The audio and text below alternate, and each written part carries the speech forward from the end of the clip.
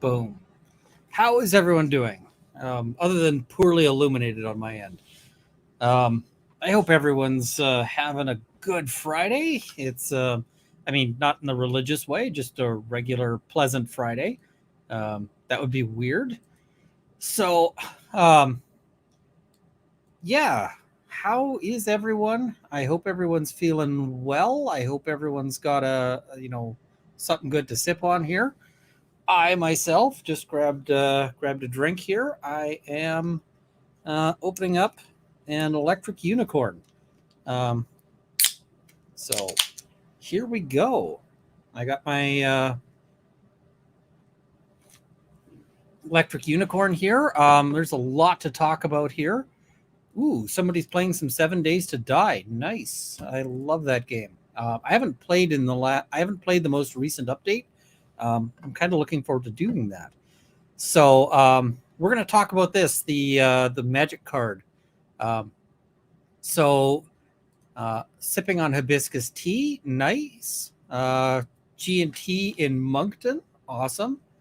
2011 bottle of JD, last one in stock. Let's talk about some stuff about JD. We've actually got a Jack Daniels story to talk about, and it's not the U.S. lawsuit. It's a different one. Am I feeling like just a country lawyer tonight? I'm going to maybe I'll be too much. So for the people who aren't aware of what they're talking about here, I have not been feeling great. I was not feeling well at all yesterday. In fact, I didn't do basically anything. Today I'm feeling a little bit better. I'm at about 75% at this point, which is good because tomorrow I am setting up fireworks. I'm going to be playing with explosives tomorrow.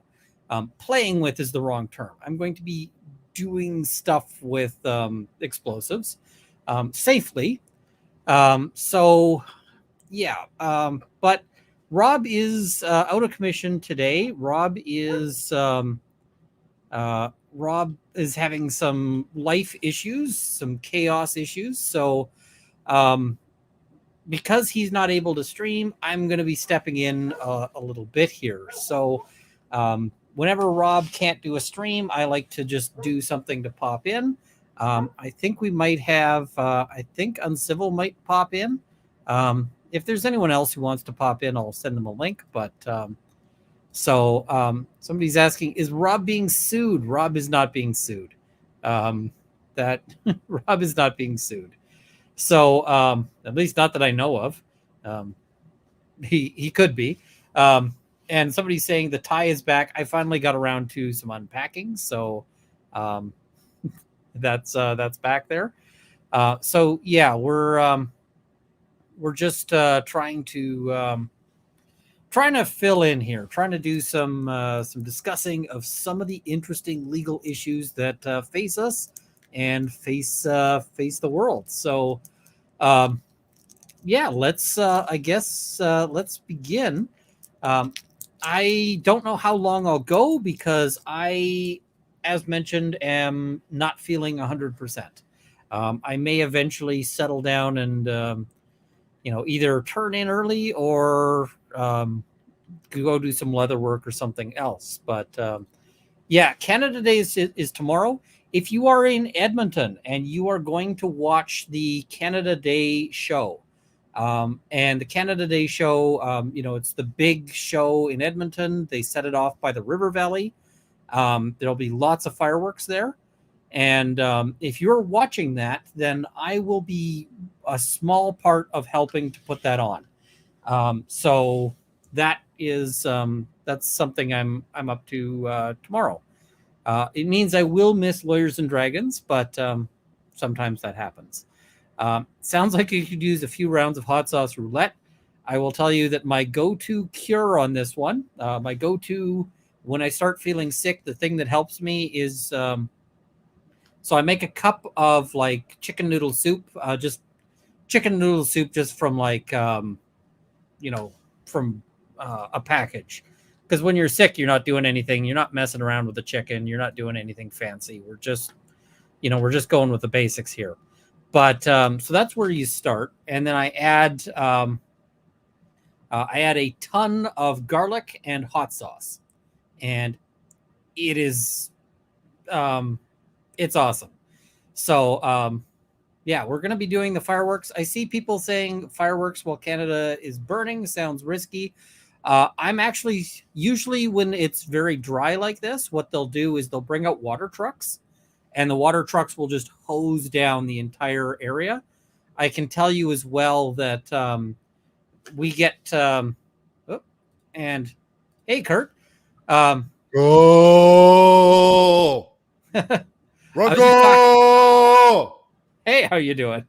I'm good. I was just talking about setting up the fireworks, and one of the things that we do, I'm here, baby.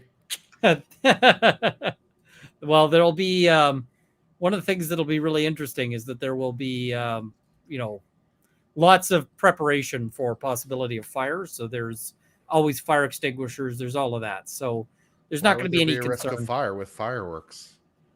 There shouldn't be, but I mean, there's always the potential, right? You never really know. Because really all of the fire for the fireworks should be happening in the up direction. It's really bad if it happens in the down direction. Just have a bunch of waterworks. Just have a bunch of crying people and call it a day. Well, have you guys heard of that? There was a fireworks accident that happened in the States, and it's actually kind of funny because somebody screwed up on their testing and set off. Where they detonated them all at the same time? In 25 seconds, I think it was. Yeah, I've seen that happen once or twice. I've seen articles about that kind of thing. I can tell you why that happened. It's actually kind of fascinating. So you told me before, so I could tell you why it happened because you told me, and I learned a thing. Whoa! Yeah, it's basically they set it up in testing. They set it up to, somebody left the fire key in while testing, and they set it to the last like 30 seconds because there's going to be music then, right? And so because they set it to that last 30 seconds, the fire controller was set to try to catch up and play and fire everything that hadn't been fired. So it shot everything. So, yeah. Now, maybe we can start off with, have you ever played Magic the Gathering? I have not, because I have something of resembling a life. I have only debased myself with Dungeons and Dragons, never to the level of Magic the Gathering. Okay, I was gonna say I don't think any of us can throw stones about geekery here, but we're going to. Have you seen this? This was in the news. So the Magic the Gathering, the One Ring has been pulled. Do you know anything about this one? Have you? I know that it was a one-of-one card that was issued. Yeah. Do you know what the current sort of? There are people issuing like bounties saying, I will pay for this when it comes out. Yeah. Do you know what the current high bid on that was? Ooh, let me take a guess. I'm going to say $300,000. Higher. Okay. Million? Higher. 5 million? Lower than that. It's 2 million euros from a place in Spain. And it also comes with a free trip to Spain, which at that point is basically like, it's just kind of the cherry on top. It's like when you're getting $2 million, like, hey, a trip to Spain is like, it's like, oh, and I also found a quarter. But that's a lot of money. If it's a really nice trip to Spain, that could be worth $10,000 or something. Could be nice. I think that they just fly you out there and pay for your accommodations while you're. They better 5-star that thing. I'm telling you what, it better be all inclusive. It better be 4 seasons and some shit. I'm telling you what. I mean, you've got the 2 million. I think you could probably pay for some upgrades. No, it's coming out of your end. Fair. So what I've been talking about, and I've been getting a lot of grief on this one, but I want to see your assessment on this. I'll tell you what, I will make for you a one-of-one Magic card, and I will sell to you for only $1 million. And I'll have the one-of-one Magic card will do anything you want to do. Anything. I'll even print it on nice cardboard stock and everything. I'll figure out what Magic uses for its stock. I'll get the same stock. It'll look great. I'll make you a Magic card. I'll put it in a nice plastic case. I'll put a grade on it. It can be all yours. $1 million. Well, this $2 million card was just found in Whitby, Ontario, which is in Canada. So Canada's got jurisdiction over this, which is a problem. Did Canada seize the card? Canada might seize the card. Kick ass. So I just want to run through the law here and tell me if you think I'm crazy. So yes. You mean based on what you're about to read? Yes. Oh, okay. That was more specific. So every person is guilty of, and it's either indictable, which is sort of our felony equivalent, or a misdemeanor equivalent. The prosecution gets to decide. But if you A, make, print, advertise, or publish, or causes or procures to be made, printed, advertised, or published, any proposal, scheme, or plan for advancing, lending, giving, selling, or in any way disposing of any property by lots, cards, tickets, or any mode of chance whatever. So this is a ban on lotteries. Now, this is the ban on really advertising or having the lottery idea. Now, here we're talking about them selling property. We'd agree that a Magic card is property, right? I would agree that a Magic card is property. And you get a package of them where only one of them is there, right? So that seems to me to be chance. Yes? Yeah, my problem with this as an idea is that my limited understanding of Magic the Gathering and other sorts of cards in general is that there's no guarantee about what you're going to get in any particular pack. Yes, there's a random factor to every kind of pack, even just a standard pack. Correct. Like even if you got a purely standard set of cards, it wouldn't be the same standard cards from pack to pack. Yeah, exactly. So by that logic, it would make all Magic the Gathering a game of chance. I think that is likely. Okay. So Magic the Gathering is banned in Canada. That seems to be... Now, I mean, the thing is, the reason why it doesn't much matter most of the time is that most of the time you're talking about a difference of like $20, for a good pack versus like $2 for a less good pack, right? But now we're talking about my limited understanding here of Magic the Gathering is, although why we don't necessarily do the one-on-one thing, there are decks with, I'm going to script the terminology, but holographics and other limited sets that you would expect to find a rare or uncommon or whatever they call it that would be of particular value. I remember watching people open packs at random and finding like a White Lotus and going apeshit. So yeah, whereas in this case, we're talking about something that's 2 million. That's why the government gets interested. That's why they might say, hey, now we're going to start pursuing this. Whereas before, they haven't. So it looks to me like this is a lottery that they've just never decided to pursue before. And so that's a problem. Now, here's where things get really awkward, which is, first, there's a foreign lottery included. So the fact that Hasbro is in the U.S. doesn't change things at all.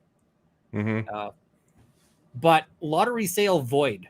Every sale, loan, gift, barter, or exchange of any property by any lottery, ticket, card, or other mode of chance, depending on or to be determined by chance or lot, is void. And all property so sold, lent, given, bartered, or exchanged is forfeited to Her Majesty. Oh, dear. So the government of Canada coming for all the Magic cards. Gotta collect them all. Pokemon. In theory, the government of Canada owns every Magic card in Canada. Sweet. Any Magic card brought into Canada, any Magic card that's ever been brought into Canada, I'm surely they've had tournaments at which people have flown from their countries and brought their sets. And those cards have entered Canada. Now, I mean, the thing is that it might be difficult for them to Customs going to start searching for the Magic cards now. There is an exception for bona fide purchasers for valuable consideration without notice. So, in theory, somebody who bought a card as just like the card is accepted from that. The problem is the without notice, because every magic card, I think, gets sold through this pack system. So I don't know how you'd be without notice. But it might be harder to prove for somebody who's just coming in for a tournament. But there is the possibility that the government decides we want this $2 million card. This is like when the government seized was a Skell Guys' song, the one song. Remember that? Martin Skelly? I don't. The pharma bro who because he had bought, what was it he bought? He bought like a 1-of-1 CD that was made by a famous group. Oh, Skrelly. Yeah, he took or he bought the what was it? The Wu-Tang Clan. Yeah, that'd be the one. Yeah. The one that was, and then the government seized it and I think sold it at auction. Yeah, I mean the government's really good at selling things to make money for the government. Yeah. So it reminds me a little bit about that. We're going to take the Wu-Tang Clan CD and we're taking the Magic the Gathering One Ring card and selling it at Her Majesty's auction. So I've been like, they haven't released who the guy was who got this thing. But I've been saying that if that guy is smart, he will be keeping it secret and keeping it safe. Because, yeah. If he's really smart, he'll destroy it in the Ring of Fire. It's Mordor, because it ultimately corrupts if you read his literature. I feel like I might be corrupted a little bit by a $2 million payout. Okay. I'll hold on to it for you. I'll keep it safe. Send it to my P.O. box. This would be fun. The queen shows up at the next tournament. She's like, I have some amazing decks right now because I've seized every card. So, of course, if the queen herself showed up, that would be impressive because, not what. Well, we have a new one now.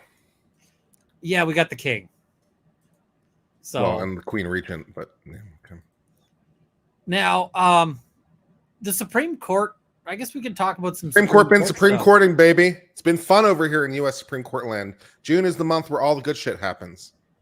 I just want to say, like, what the hell? Some of the stuff that's been going on has just been absolutely crazy town.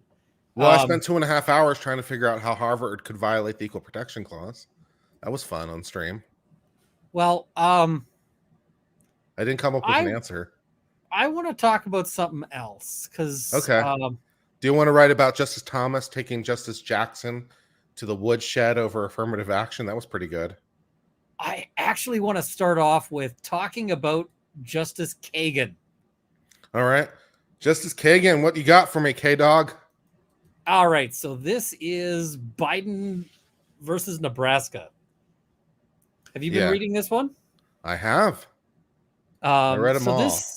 I read every single Supreme Court decision this term.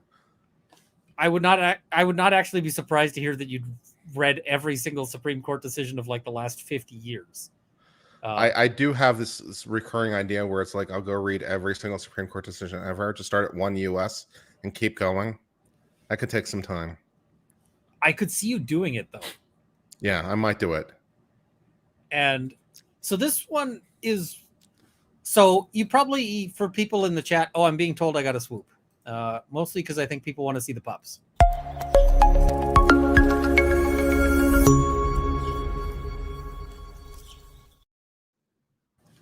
That's my pup swoop. Dog swoop. I could just have a rotating swoop of dogs or cats and just use that as a swoop. I like the bee fish. I think the bee fish was a very nice swoop. Thank you for making it. People seem to respond positively. I was gonna say I should like the bee fish because I made that one, but it's I made it because I was like, we got to get Kurt a good swoop. Let me see if I can put the bee fish. Do I have the bee fish handy? Where's the bee fish? Bee fish. Let me find the bee fish so that I can. Bee fish. Bee fish. Here we go. Send to me on Discord. Download from Discord. I think I've got it uploading right now. Okay. Somebody's asking, have I ever worked at the fireworks competition? I haven't, but that would be amazing. I'm in the process of For my applying. fireworks competition, I'll be setting off a Merv. Blow them all away. Bee fish. That is the wrong. That is the wrong bee fish. That is the bad bee fish. Let me find the better bee fish. Crap. Where did I put it? Did I put it in general? I did. Download. There we go. All right. Let me try to upload the bee fish again. Bee fish. There we go.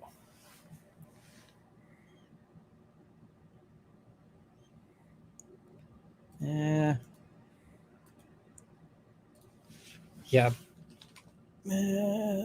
Where is it? Here we go. We live in a world where bees are fish. They like to swim in the ocean. There we go. That's the bee fish. There you go. We had to get it a proper cowboy hat. We had to get it the proper sound, and we had to also animate it, which was a learning experience. So, yeah, this case is about whether they can forgive student loans. No. Yeah, the short answer is probably not, it looks like. But Kagan was upset. Kagan was big mad about this. So she put in I was too busy reading Sotomayor dissent in the 303 creative case. What did Kagan have to write here? Let me find it here. And I'm not really commenting on Kagan's dissent generally. I'm commenting on this particular bit of crazy. Because this was such a bad thing to put into a ruling. This is not the affirmative action thing. This is the student loan debt thing. So before reviewing how that statutory scheme operated here, consider how it might work for a hypothetical emergency that the enacting Congress had in the front of its mind. Now, hypotheticals are always dangerous. I like to think I'm fairly good at hypotheticals, but it's really easy to get into the weeds. And I think this one is all weed. There might have been some weed involved in crafting. I thought weed was still illegal at the federal level. Booyah! As noted above, a precursor to the HEROES Act was the statute authorizing the Secretary to assist student loan borrowers affected by September 11th.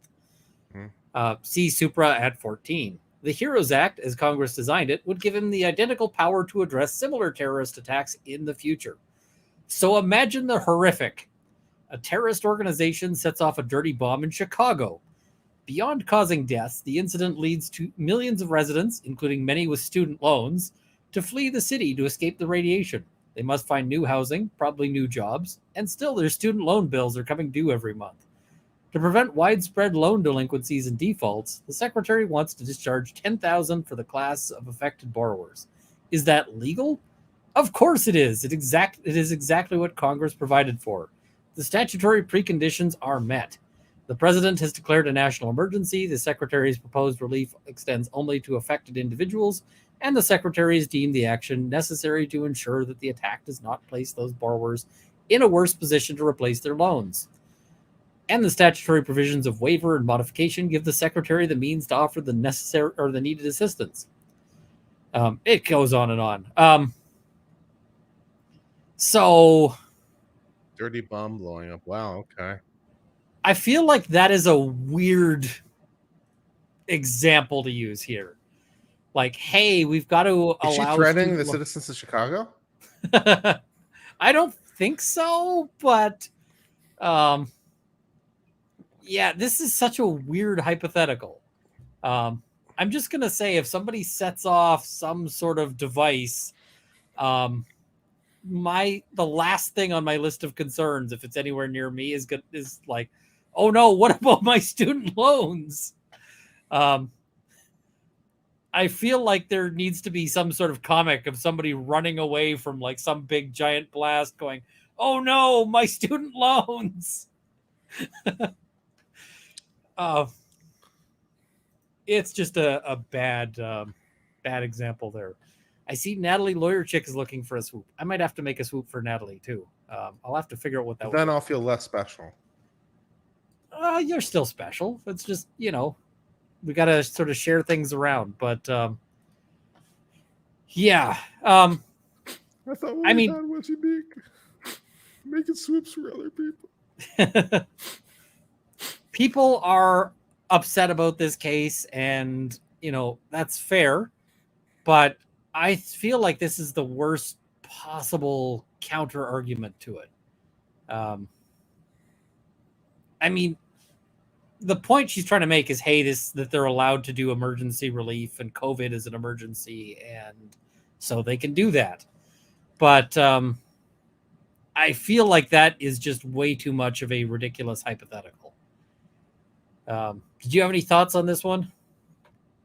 I didn't see it until just now, and I'm just amused by the whole thing. Yeah, I mean, there's been a bunch of cases out of the Supreme Court just now. They struck down affirmative action at Harvard. Did That 303 one, Creative with website designers can choose who to create websites for. That was big. yeah. This morning. Did you also see the allegations on that one that somebody is claiming, somebody who's in an affidavit there saying that they were denied a web page has apparently given a statement saying that they never actually filled out that affidavit? It doesn't matter. 303 Creative brought the case in the first instance as a. They brought the case. They filed suit. There was no website at the root of this. Yeah, 303 and Creative filed for declarative judgment. 303 sued. There was never a website. there's apparently an affidavit where the guy has where they said that somebody was denied a web page, and Okay, it's This immaterial to the case. oh, it is entirely. It's just entertaining because the guy says, I never actually, that's not me. I'm married to a woman. I'm not getting gay married. I'm not, like, this is not an issue. So I am just Maybe he's covering curious up for about a that. secret lifestyle. I feel like it would be a really problematic secret lifestyle if he's already married. Oh, it wouldn't be the first time. It would not be the first time somebody got married a second time. And To a folks, person of the same sex. if you're Lucky for already him. married, do not get married a second time without, like, canceling the first marriage in some There's a fashion. special name for that. Yeah. There's also a special place that you can go. Ooh. Yeah, it's the world's worst hotel. Mm. There are, You go to like, jail for it in the United States, but I'm wondering, because there was a case about that in Canada where somebody got charged and ultimately convicted. It was a big case because the guy advanced, like, a rights argument. He basically said, hey, I shouldn't I shouldn't be able to be prosecuted for this because of freedom of religion, and also the government's got no business being involved in marriages. So that was interesting, but ultimately the court rejected that argument and said that polygamy is still illegal in Canada, largely on the basis that sometimes polygamous marriages can be that's interesting. abusive. You say polygamy because the thought that came to my mind was bigamy instead of polygamy. The guy in the Canadian case was more than two. There you go. Okay. So, it was the bountiful decision. So, is that there because was he was more than bountiful two. in his marriages? Kind of, yeah. Yeah. Be So, fruitful and multiply. This is what they had in mind. yeah, I mean, I'm not getting into the religious debate because I'm just cracking jokes because they're fun. Oh, I mean, this guy claims a religious right, so it's that's I will marry sort of every headache. single person in chat. We'll have a big Everybody wedding. is It'll be married to great. everyone else. That's right. All of you can marry my channel and never cheat on me with Ian's channel. Wasn't bountiful the name of the land? Yeah. But I think that the reason why it was named Bountiful, BC, was because it was sort of founded by religious people, one of those kinds of towns. So, yeah, it's chaos. What have you been up to on your channel lately? I assume the Supreme Court rulings. Yeah, covering the Scott Pearson trial out of Florida. So I covered that and covered the verdict. Unexpected result for me. I thought the jury would convict, but surprisingly, I suppose they voted to acquit. I thought, that given the presentation and emotion and the sort of demands that were being put on them, that they'd find some sort of compromise verdict, but that didn't happen. So, and then I saw the attorney on Peter Tragos' channel today, lawyer. Peter Tragos had him on to do an interview, and I'd like to say, first of all, Peter did a very good job interviewing the lawyer. It was a very good interview. Nice. And so that was really interesting. And apparently the lawyer is somewhat a fan of Peter Tragos, and his law firm and stuff was also a fan of Peter Tragos. So they enjoyed his content. So that was pretty interesting. That is cool. So I enjoyed that discussion and enjoyed what he said about it. And he sort of said that he knew that he was pushing the judge in some places, then he felt like a lot of the time he deserved it. And that his opening, where he's basically being argumentative all, was sort of deliberate. That's his style. So, okay. So at least he knew what he was doing. I disagreed with a lot of it, but okay, that's fair enough. Yeah, at least it was a conscious choice. At least he knew the rules to break them. Yeah. I mean, so that was fine. Now I got to check that out. And then I tried to express some contrary thoughts to the chat as a whole, because the chat as a whole was very positive towards the attorney. And I was like, I don't think he did a very good job in opening and closing. And someone said, "Oh, you rated the state's attorney 9, and you rated him 5." I'm like, actually, I gave the state's attorney 9.9. It was like essentially flawless, and everyone's like, essentially flawless, lol. You're just a troll. I'm like, no, I'm not. I thought it was perfect. The fact that the problem was that their underlying evidence was really, really thin. I thought that given the missteps by the defense, and given the emotional pressure, and given a lot of other factors, that they would be able to get past that. But fortunately, the jury didn't convict. I also thought that he literally couldn't be convicted as a matter of law, and it was going to be a problem for the Court of Appeals, because I'm like, he's not a caregiver. Legally, it doesn't make any sense. And I also thought the perjury charge was so thin, it should have been dismissed as not supportable by any reasonable juror. So, like, I'm trying to cast all these, like, multiple nuanced opinions, and the chat was not having it. So they got a lot of people accused me of being a troll. So maybe not my best moment as on civil law in the chat today with Peter. So apologies to Peter if I derailed your chat. It wasn't my intention. I was trying to express a different view, which apparently was not the way to go. Well, I was contrarian. I'm a big fan of Peter's content. I got to try to get him on the channel here at some point, but he's a good guy, and I don't always agree with his takes, but I like his thoughts about it. Yeah, me too. Like, he and I disagreed a bit on what is it? And I don't mean like we had a fight or anything. We just had different takes on that happens. What is it? The Paltrow trial. Because especially at least initially, he was like, "Hey, I think he was thinking that what's his name, Sanderson, was going to get money for longer than I did." He did come around at the end. At the end, Peter was like, "Yeah, he's not walking away with money here. He's gotten trashed." But I was watching his shows, just going like, I gotta see if this argument is correct or not. I see somebody saying, "Did anyone care about the Paltrow trial?" I didn't at first. I started caring because the lawyering got hilarious. That's why I got into that one. So, all right, let's do a swoop, and I should cover some beef fish. We want the beef fish swoop. Beef fish. Yeah. All right. Let's cover some of the gifted memberships here. Canonical Heat, thank you very much for 20 gifted memberships. Angie Torres, thank you for 5 gifted memberships. Laura Christine, thank you for 10 gifted memberships. Brandy Bradley says, Happy Friday, Ian. Thank you. And 1 gifted membership.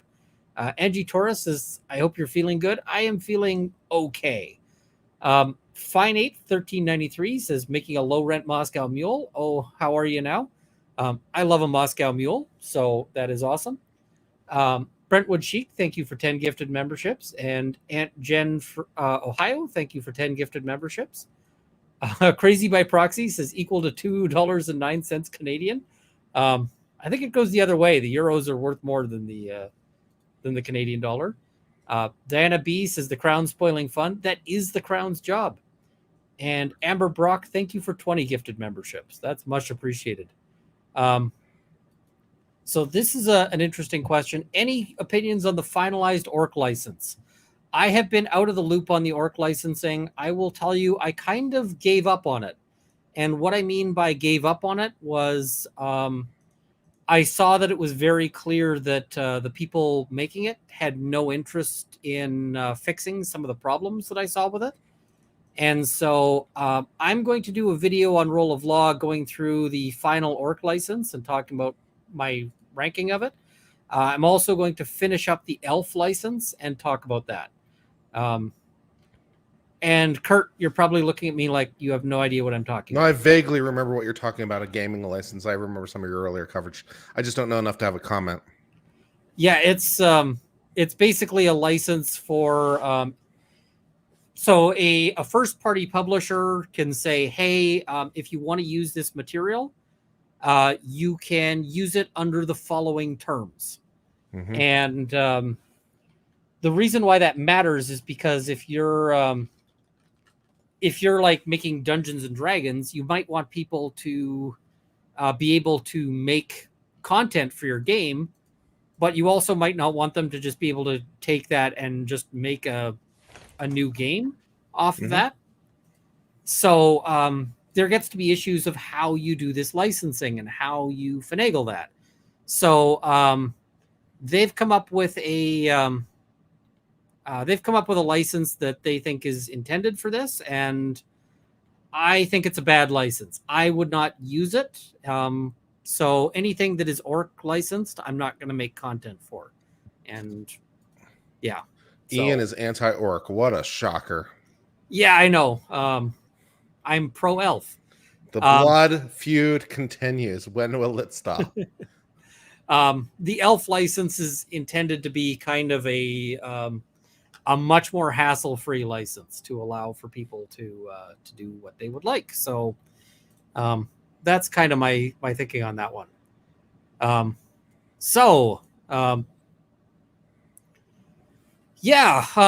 I've just heard that I've just seen it. Somebody was pointing out that there is a new decision from the Supreme Court of Canada.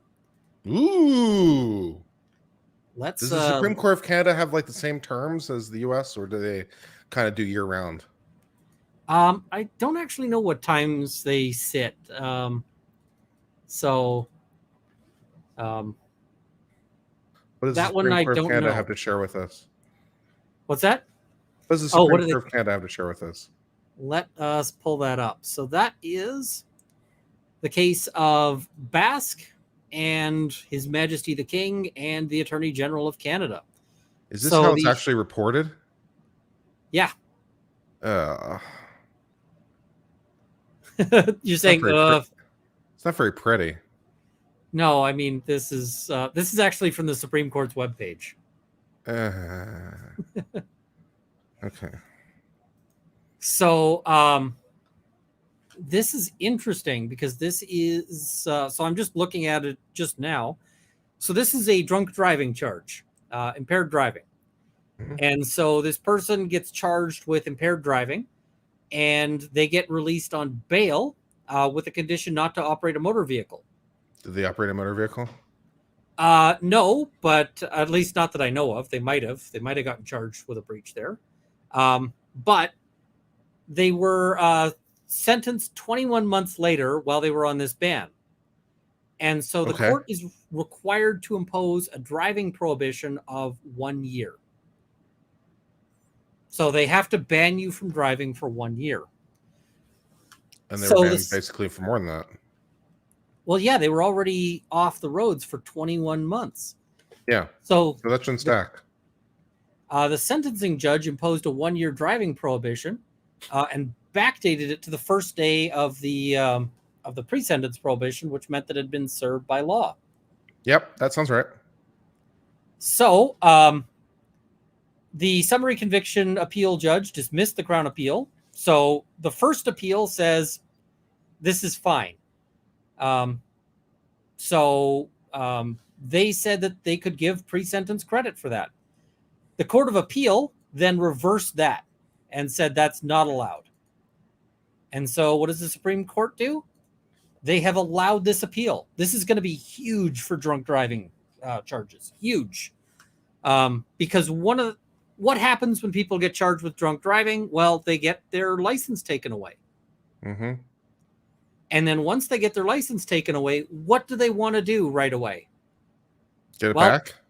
They want to get it back. So a lot of the time people plead guilty rather than going to trial because they figure that if they plead guilty, they can at least start their 1-year driving ban right away. Mm-hmm.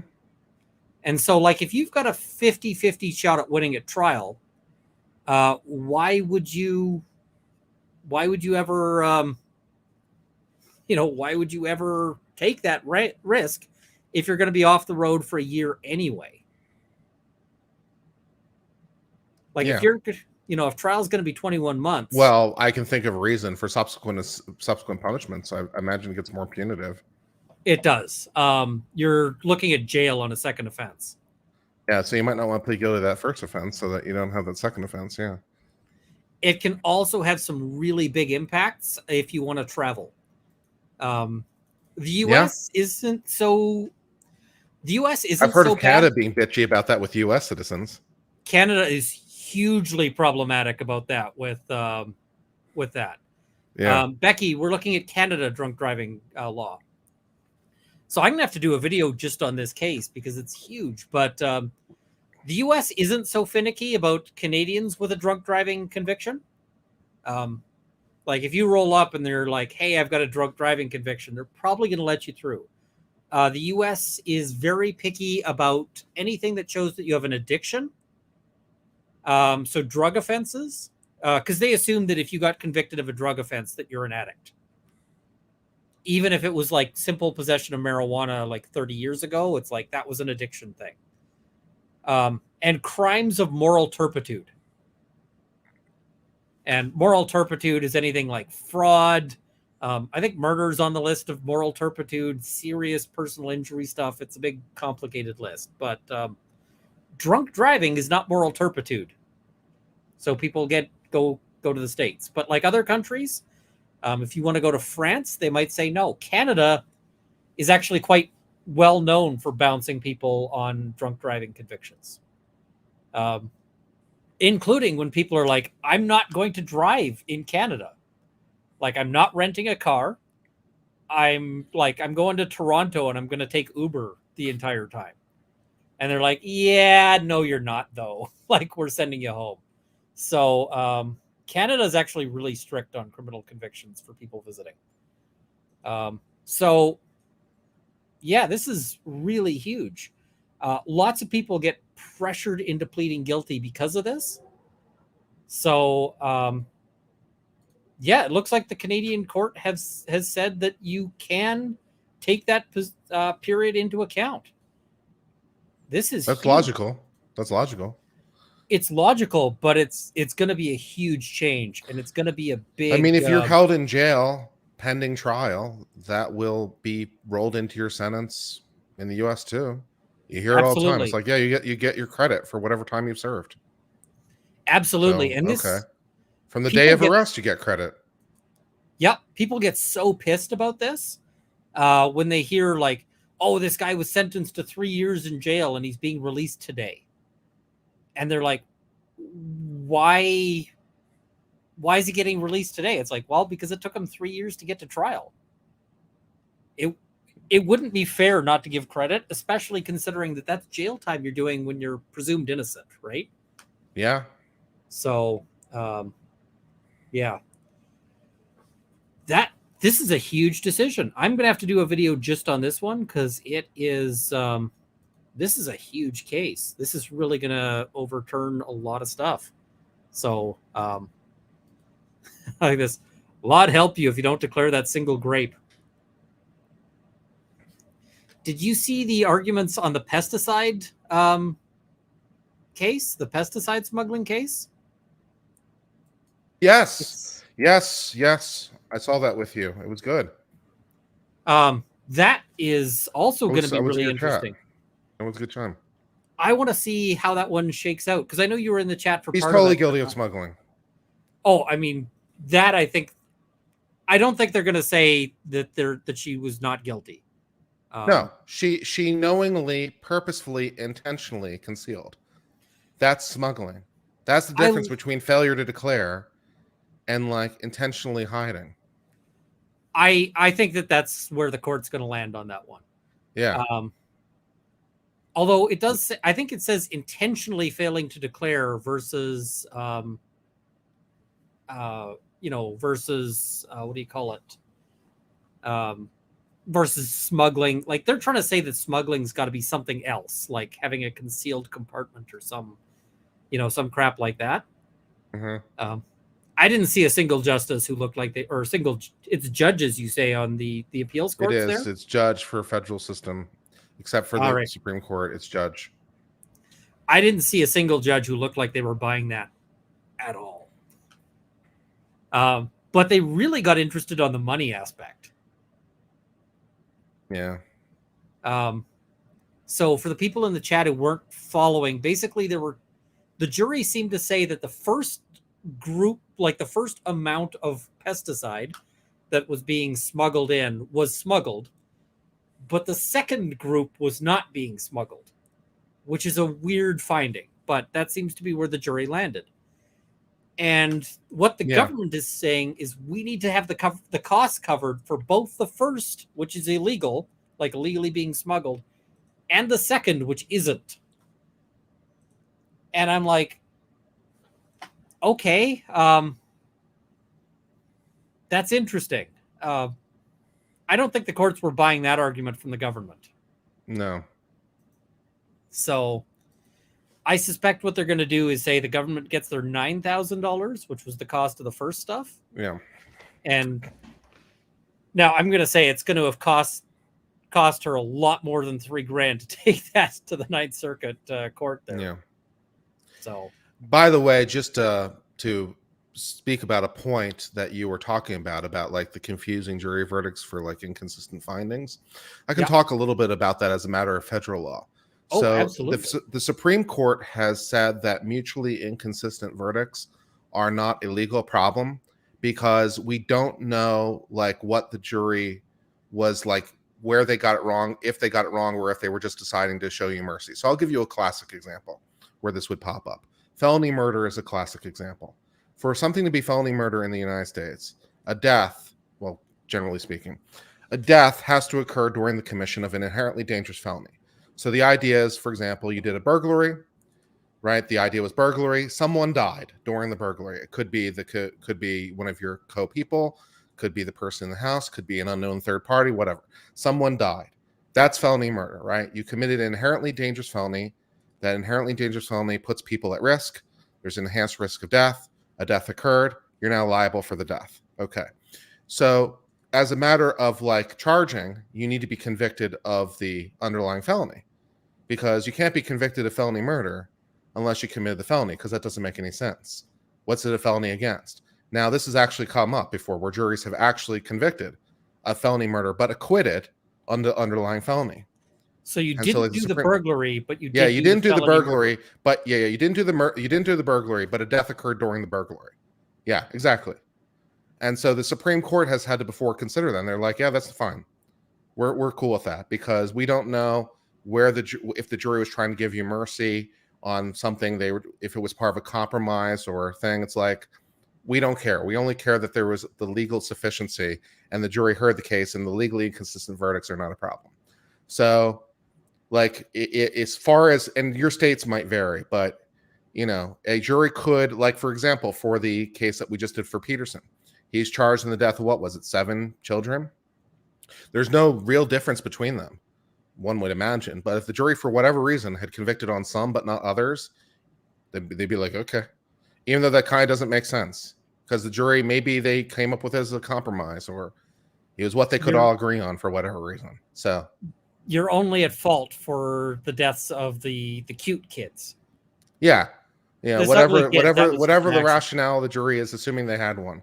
So yeah, the fact that there's mutually inconsistent verdicts is not a problem. And you can even get one step further because you can have mutually inconsistent pleadings. Although you see that a lot more in civil law than in criminal, where you can raise mutually inconsistent arguments. They can't both be true, but you're not sure which one, so you can plead them both, and you'll let it sorted out later. And you'll especially see that in defenses to Yeah. where they'll be like, this didn't happen, but if it did happen, then it's not our fault. Yeah. And if it was our fault, then we were justified. Yeah. Then we were justified, or and you know, and all of that gets really people hate, like lay people hate these Oh yeah, no, you don't want to try that with the jury. Mutually inconsistent pleading with the jury is a really bad idea. We didn't do it, but if we did, we were legally in the right.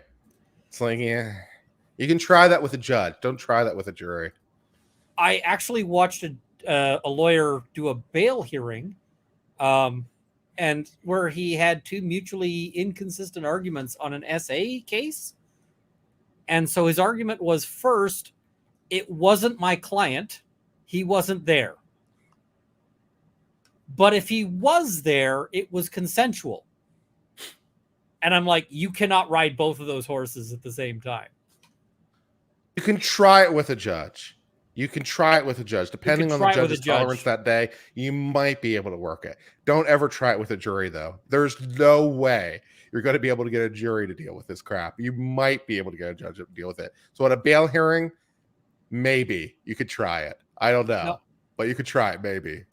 And I mean, I remember going in and I had an SA trial, and it was, the arguments I had were both those 2 arguments. Either it was, now my arguments, I should clarify here, were you can't prove an absence of consent. So it was an evidentiary thing as opposed to whatever else, or you can't prove identity.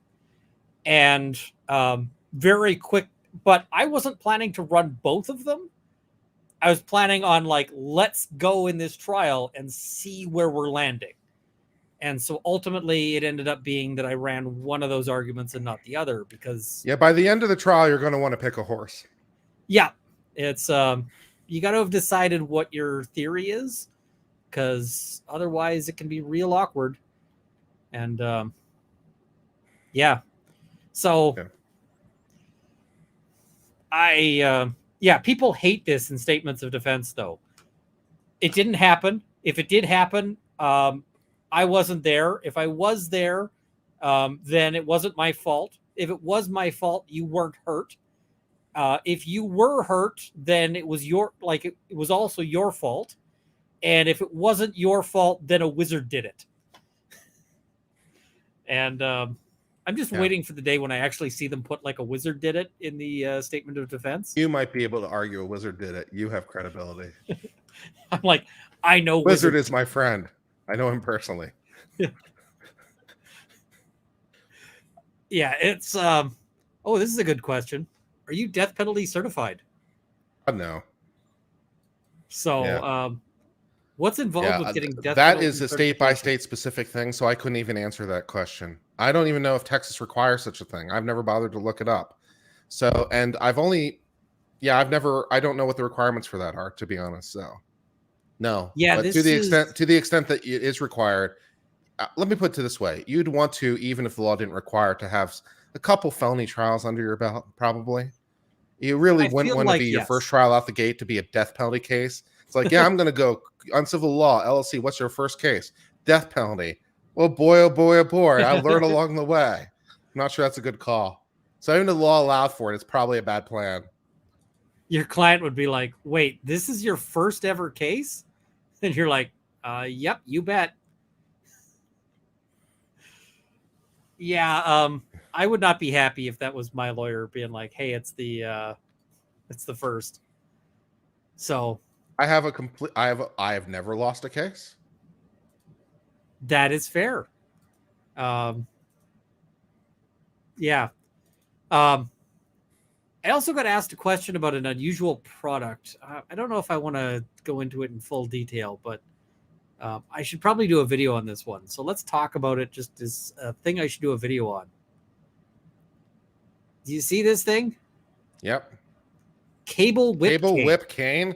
Oh yeah. So it's Love a cane. it. But it's a cable whip. I love it. That can So oh, there's a video. Can we see the video, please? Can we see Hot Girl with cane whip? I hope that they don't take us down. We'll see if they take us down. Cold Steel? Nah, they won't take you down. Let me just see. I got to switch the audio over so that we'll get it through. You can mute the audio if you're that worried about it. Cold Steel commercials are always over the top. It's one thing I love about their brand. Their commercials are always over the top. Cold Steel.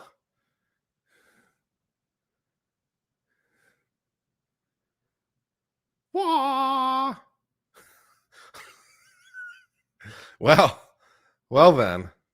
Apparently we're decapitating people with the cable whip.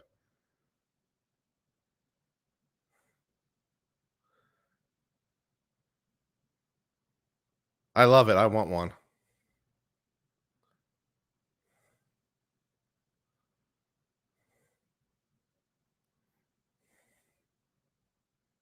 I can't hear you, Ian, by the way. I don't know if you've been talking.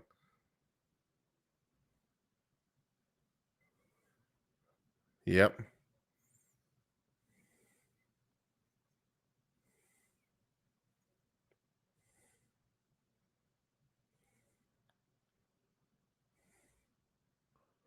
Anytime, anywhere. Cold Steel.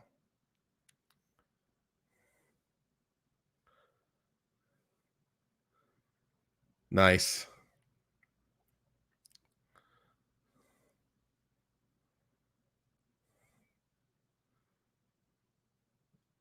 Oh yeah, they got those push knives. Yeah, you can put those in your boot or something. That's good shit. Testing. Yeah, we can hear you now, Ian. Okay, could you hear the video? No, but that's okay. I was commentating over top anyway. All right. Well, let's the video has some interesting stuff, so we should skip past maybe their video or their music, but let me just go back a little bit. Where's the point where they start talking? Here we go. And tea. I hope you enjoyed the cane and tea. I hope you enjoyed. Hey everybody, it's Stick and Tea. I hope Stick and Tea is their names. I see people saying can be embiggened. Embiggened. There we go. Yeah. You enjoyed the cane whip. I know you did. You got to smash. I had so much fun with it. Apples, popcorn, skulls. Popcorn and you name skulls. Boy, that's an interesting combination. I tell you what, we do have a winner though from last time on the push daggers. Yes, Brew City Rider. Brew City Rider, you need to email stick@gsmorg.com. Put in their Cold Steel sweepstakes in the title line. We will get you a set of push daggers out. So I'm just going to note one thing people often say when they're buying something illegal online is, well, it was a web page, like a legitimate web page, so I thought it was perfectly fine. Push daggers are not legal. So there are sites in the US that will sell you stuff to Canada that is completely not legal in Canada. I see the push daggers are questionably legal in Canada. Not questionably. They are not legal. We need to talk about this pause. This pause looks bad. This pause looks bad. All right, let's carry on here. Should we give away a couple of those? Yeah, let's give away 2 of these. You have to like, share, comment, and subscribe before you're even eligible for the drawing. I always wanted to say that. So that's actually violating YouTube's rules. You can't actually say that you have to subscribe. Subscribe? Yeah. Okay. They can actually get their channel yeeted. Don't do that. Every time I pause, it looks like he's creeping on her. Like, dude, eyes. He's admiring the sights. Eyes north of the neck, please. So, But that's only part of her body. The rest of her body should also be admired.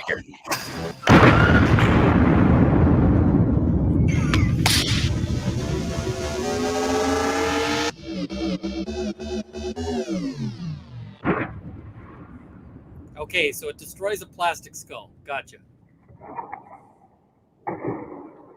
Cold Steel, their commercials are always over the top. They're great. All right, so that's that. So this thing goes for $120, and if you are here in Canada, do not buy one. Aww. Well, that- here's the thing. Just in and of itself, carrying a concealed weapon will get you into trouble in Canada. So the whole idea of like, hey, I've got a concealed, whatever it is, even if it's I once saw a guy kill a guy in the bottom pencil. even if it's a stupid weapon, then you can't actually carry it. Now, I'm kind of wondering, because it's not really clear from this.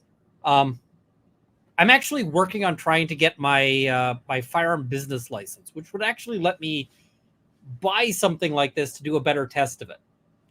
Because right now I can only look at it online and make some guesses. But here's one of the things that really gives me some question on this. You see that end? Mm-hmm. Now, there's a couple of possibilities. One, this might just be like a plastic cover. Yeah. Or two, it might be a plastic cover with a weight. Hmm. And this is really, really important because Canada bans a whole bunch of stupid things. In fact, just about everything Canada bans is stupid. But we actually have all sorts of, all sorts of bans here. And I'm just trying to find the one that I think applies here. Here we go. So prohibited weapons. Now, this is a huge page now, like the list of things that Canada bans specifically. And I see for sure it's probably a weight. So, yep. Almost has to be weighted to function as a whip. Yep. So, we've got this. Any instrument or device commonly known as manriki gusari or gusari, being hexagonal or other geometrically shaped. Now, geometrically shaped, I don't know what the hell that means because everything has geometry. Like literally everything has some sort of geometry. I guess because it's related to hexagons, it must be other perfect solids. Are we doing competing? Are we doing competing pickles? I got my pickles. Like this thing's got geometry. It's complicated geometry, but it's geometry. So I don't get it. But hard weights or hand grips linked by a length or lengths of chain, rope, chain, cord, wire, rope, cord, wire, or chain, or any similar instrument or device. I think this You're thing. A tree. I'm a tree. I'm a pigeon coming to land on the branch of your tree. I'm sorry. Are we doing the improv game? What are you in this scene? I am frustrated. Okay, I'm going to pick frustrated to stay. Because this one seems to me to say like a cylinder. I feel like a cylinder is a geometric shape. Would you agree with that? Yes. And it seems to be linked with a length of rope, cord, wire, or chain. It's braided wire. So it might actually be banned in Canada.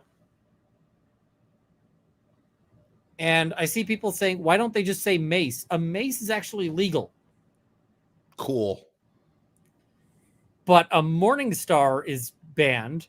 But they also improperly describe a morning star, like they get that wrong. So a morning star, as they describe it, is a spiked flail.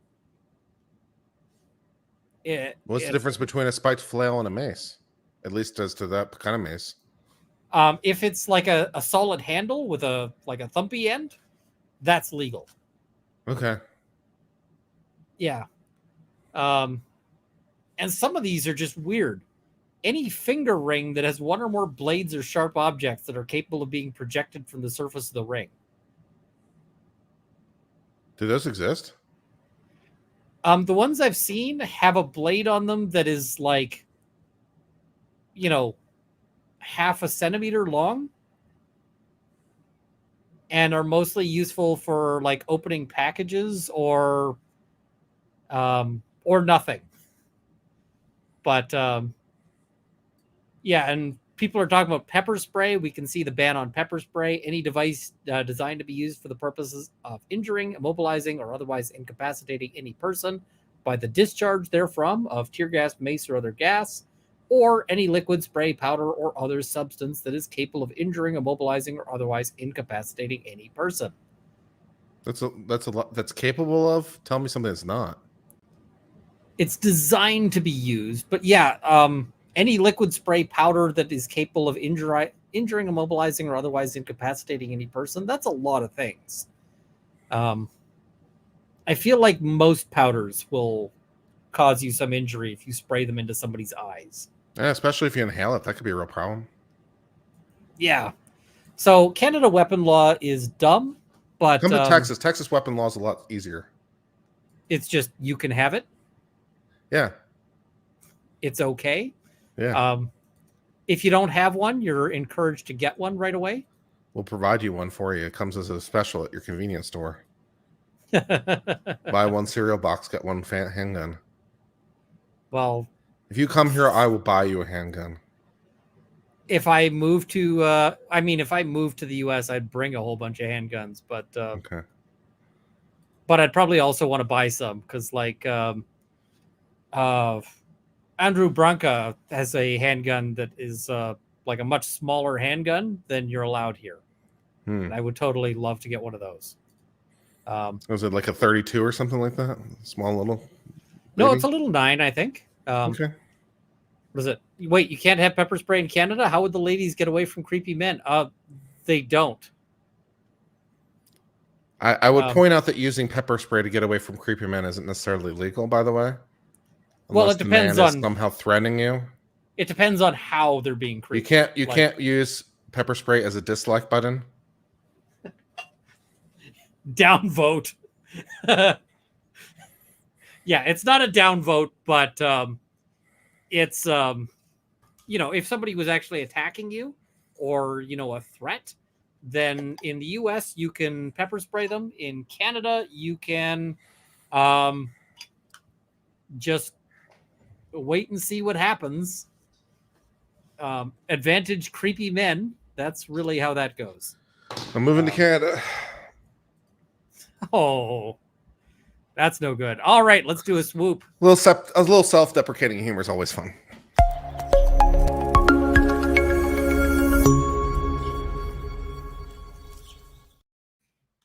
All right. I should catch up on some member chats here and some gifted memberships. Lady Draconis, thank you for 10 gifted memberships. Jelena M, you guys are awesome. Thank you, Ian, for being amazing. Ian Paler, is pocket sand legal in Canada? Kind of. I don't think that they could prosecute you for having sand in your pocket, but if you made a special device to spray pocket sand, then that would be illegal.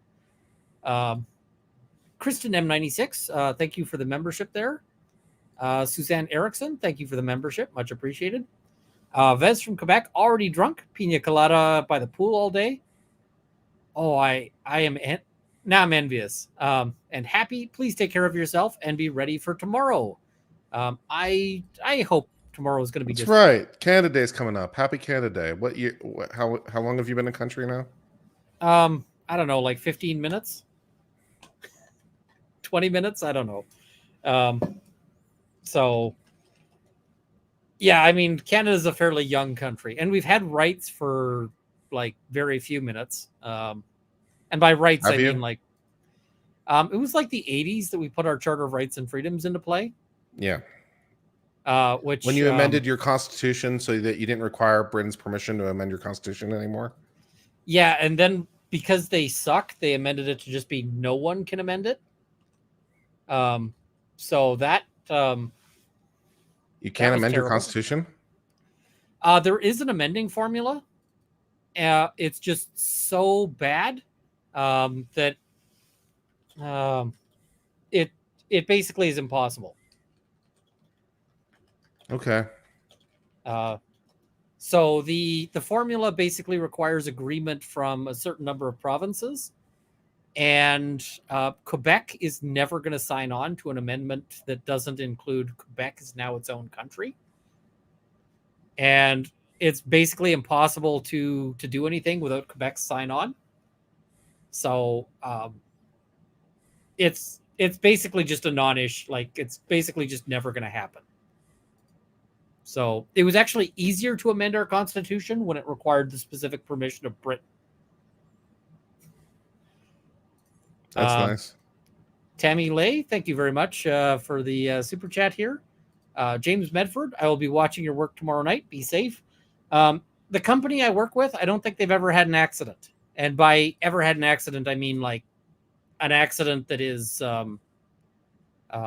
like a fireworks related accident. I think that they've had people like trip and break an arm or something. But yeah.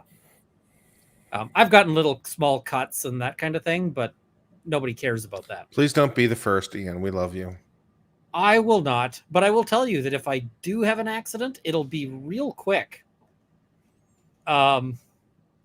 If you were to stand in front, like if you're looking down one of those fireworks tubes and it goes off, that firework will not slow down when it, yeah. The other thing that's, when you see fuse, people assume that the fuse looks a little something like my fuse in my intro.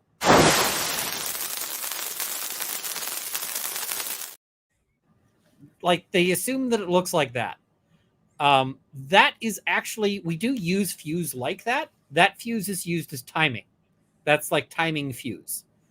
So the timing fuse, they'll have like, there might be 6 different shells, and they might have like a strip of timing fuse that links each one. But the regular fuse, the stuff that you use all over the place, you're using either electric match, which is real fast, because once there's a, once you send an electric current, it goes at the speed of electricity, which is fast. 3 million kilometers a second? Or yeah, it's kilometers a second? But for a lot of things, you're like, if you're also using fuse like to connect things up, or the little bit of fuse, there'll be like 3 inches of fuse that just connect up to things. That fuse burns instantly, like just instantly. You can't actually see it. It burns so fast. And so if you were to run it like from one end of a football field to the other, and you light that fuse, you wouldn't notice it was burning until it had already hit the other end. Nice. It's basically instant. So, yeah, you don't have time to realize you screwed up before it's already happened. So, Ian, you're scaring me a little. I like you too much. There's a reason you treat them like big guns. You make sure it's not pointed at anything you don't want to lose. So you don't like lean over the, lean over the mouth of anything. So, all right. Donna Parker, get legal to do it. I hear he's available. Let's not talk about him. Let's talk about happy things. Donna Parker, thank you very much for the super sticker. Much appreciated. Corey and his mom have a new message this week. Yes, check that out. Corey and his mom are trying to get her to 100,000. So check it out. They're and unfortunately, Corey is having a rough time. I mean, we knew that was that's sort of something that's going to happen, but yeah. Incoming joy, check messages. I will have to try to figure out where that went, so I will have a look. Twisted Puppet became a YouTube member. Awesome. Thank you very much. Ian, interesting unanimous decision from the Supreme Court of Canada today regarding remand credit / prohibitions. We covered that. Thank you very much, Apple Silver, for bringing that to my attention. Tammy Lay, thanks for streaming tonight, Ian. Thank you. Great to see you both. Happy Saturday from Australia. Happy Saturday. Torin 3, Ian, please feel better. Physical therapy kicked my rear, so not streaming. I'm making the time-lapse video of your braid. Should have it up Saturday. Guys, check out Torin 3's channel. He does, various like arts and crafty things. So, especially speaking of arts and craft, did you see what Rob made for me? I did not. Let me see if I can find a picture of it somewhere because it was really cool. I think he tweeted about it. Find that and we'll bring that up because that's awesome. So yeah. Rua the I'm trying to pronounce that. She playing catch up. Thanks for the stream. Thank you very much. Glad to have you here. Andrew J. Frederick Aiken's first and only case was a death penalty case. He defended Mary Surratt regarding the conspiracy to assassinate Abraham Lincoln. Interesting. I got to look into that one. Boppet Pup Snacks. I will make sure they get some snacks. Kay Collins. Link in private chat. Awesome. I will pull that up here. Kay Collins, thank you very much for the super chat. Much appreciated. And so we had this question. We covered this a little bit. Have you seen the San Diego fireworks malfunction when the test pulse sent all fireworks and all barges off at once? Yes. I feel like I've seen a couple more. I feel like I've seen a couple malfunctions like that. And the reason why that happens is because in the U.S., so when you're doing these shows, you've got a dead man switch, and so you've got to be holding that down the whole time for the show to be continuing. But let's say you pause, like let's say you stop because I don't know, somebody thinks you see somebody ran out onto the field, so you let go of that switch to pause the show, and then turns out they weren't. Turns out it was you were hallucinating or whatever. So you start the show again. You grip that switch. There's two different ways that this can be programmed to work. Way number one is that those shots that weren't fired just don't get fired. And then you have to deal with them at the end of the show, which is a pain in the butt. Way that it can be worked number two is that it catches up and it fires all of those things all at once as sort of a catch up. Now, in Canada, the practice is to just have them not fire. In the US, the practice typically is to have them do the catch up. So they had their sound guy who wanted to test the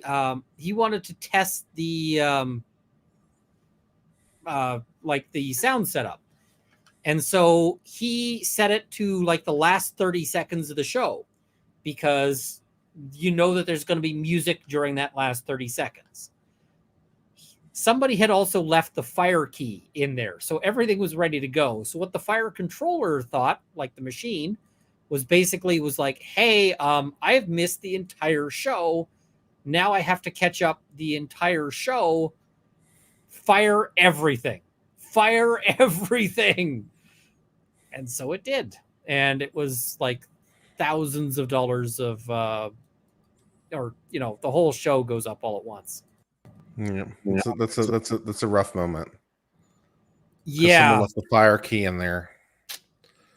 You should never be leaving your fire key in. No, that's a bad idea. If you leave the fire key in there, it might fire. Exactly. Let's do a pup swoop here.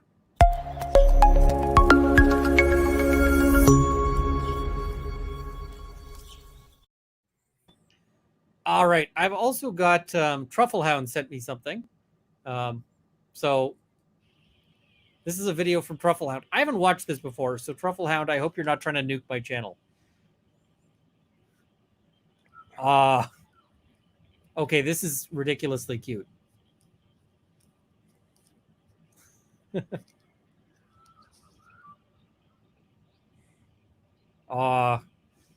Goat wants pats.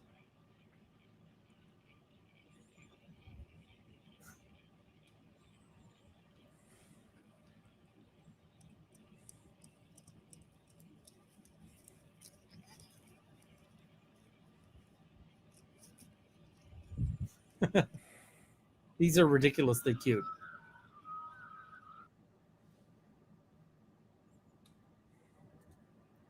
That is insanely cute. It is very cute. I like cuteness. This makes me happy. I'm gonna have to ask Truffle if I can chop that into make another make another swoop so I can have goat swoop. Every time we play the goat sound, it just automatically plays the swoop, and then we don't feel so bad about it. That would be a possibility. I guess the next one I'll talk about is, have you been following the Curry Richens case at all? Name doesn't strike me familiar. She is charged with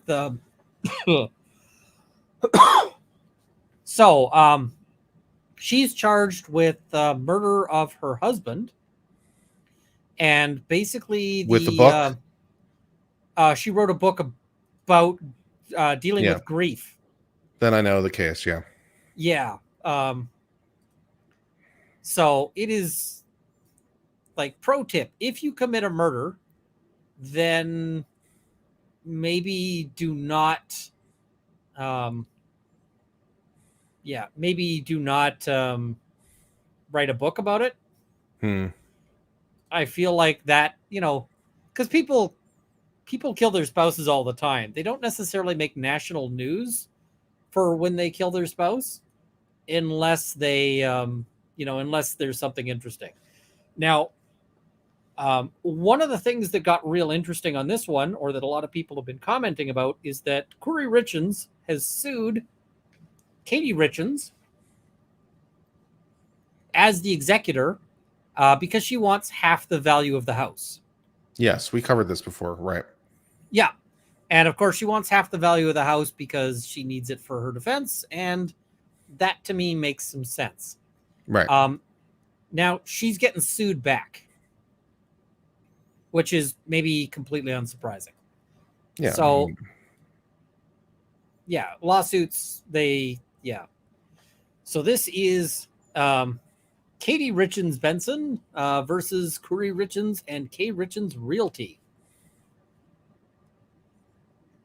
So, Katie Richens Benson, Katie, in her capacity as personal representative of the estate of Eric Richens Estate and trustee of the Eric Richens Living Trust, the trust, hereby complains about defendants Curry Richens, Curry, and K. Richens Realty LLC, KRR, and alleges as follows. We're going to skip past the description of the parties because we already know who everyone is. We're also going to skip past jurisdiction and venue because it is super boring. So, general allegations. Formation of C&E, Eric's house, and Eric's marriage to Curry Richens. So C&E is and was a successful and profitable business. As the years progressed, Eric's income steadily increased, so much so that in the latter years of his life, he would earn approximately $1 million in a single year through his work at and ownership of C&E. How many years out of your life have you earned $1 million? Never happened. Me either. I don't think it's ever going to happen for me. Maybe someday. But I hope it would be nice, but to be honest, we need a lot more super chats, guys. Yeah, guys, I am like, a very long distance away from $1 million a year. So, there's some YouTubers who make that and more, which I don't know how to feel about that on any level, but Twitchers and other people who make that kind of money. Logan Paul was talking about how he earned he did 45 million in sales on his drink in a month. Yep. I would love to be moving $45 million worth of hot sauce in a month. I don't think that's going to happen. So, All right. In November 2012, Put Eric my face purchased... on the bottle so I can sue you for royalties, please. No. Eric purchased, and there is a face on the bottle, but it's definitively not uncivil law. Well, we'll see what a court of law says about it. You can bring that suit and be like, this is totally me. This Mid-Journey generated image of a woman. So. Well, you know how I secretly identify myself. You're using my confessed feelings against me, Runkle. Oh man. It's very obviously not you. So in November 2012, Eric purchased a house located at 282 Willow Court, Francis, Utah. The house, or Eric's house.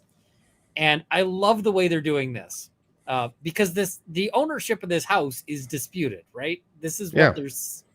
And so they're saying, we're going to call it Eric's house through this whole thing. Yeah, I like it. I mean, it's clever, but if the court doesn't agree with you, the court might be a little pissed. So it's a little bit of careful phrasing as to how you're doing this. So Eric purchased the house. Whoop, what did I do? Oh, the pickle rolled onto my keyboard. I think we should do simultaneous pickles. We can do pickle. All right. 1, 3, 2, 1. Pickle.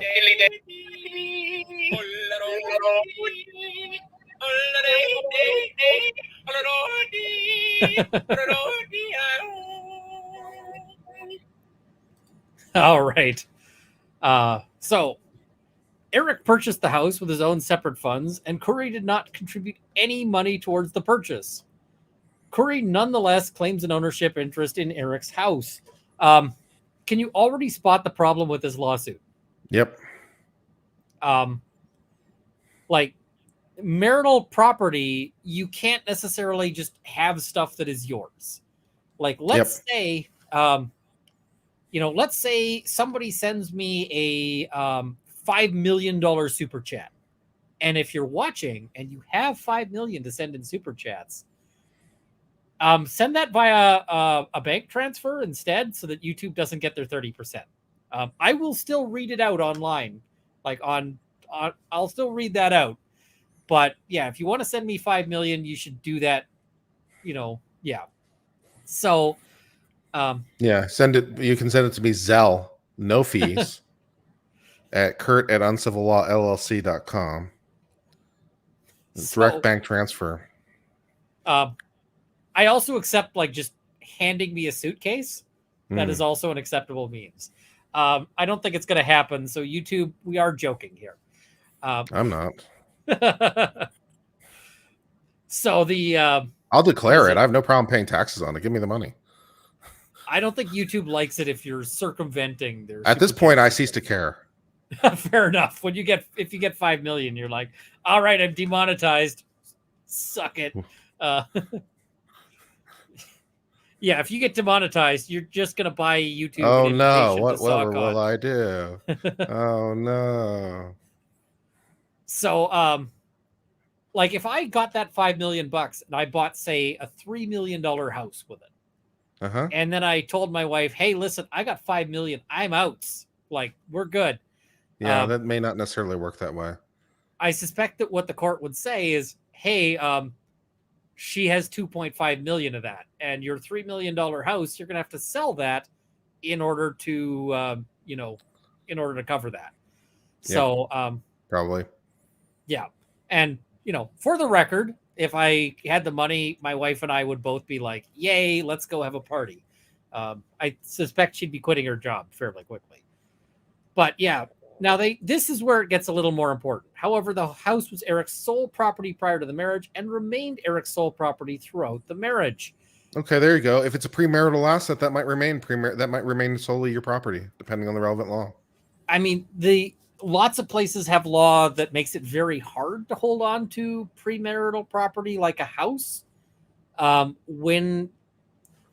you end up with situations like, let's say you marry somebody and they work as a housewife, so they're earning no money, but the argument is because they're a housewife, then they're able to, to do that. The key thing on this one is going to be the prenup. So The prenup will be a major driver, that's for sure.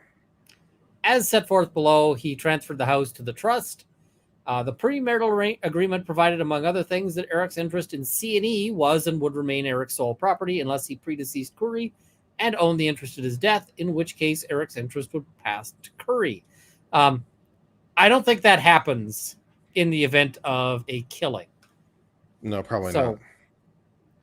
It further provided that Curry does not now have, possess, or claim any right or interest in Eric's present or future income, property, or assets, including without limitation all income Eric derived from C&E.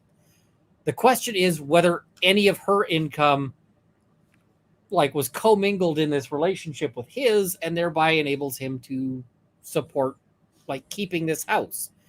Because even if you own the house in fee simple, you still got to pay taxes. You still got to pay all of this crap. So she may still have an interest. This is where we need a family lawyer. Rob. So upon information and belief, starting as early as 2016, she began having serious financial troubles, and she formed KRR in order to facilitate her business of buying and selling houses. So she's flipping the houses. Mm-hmm. Upon information and belief, she began stealing money from Eric to help infuse KRR with money and to otherwise attempt to address her financial troubles. This is going to be interesting as to how you prove it. How do you establish this? The guy you'd want to ask is Eric. And Eric not He's around. Currently unavailable? He is unavailable for reasons.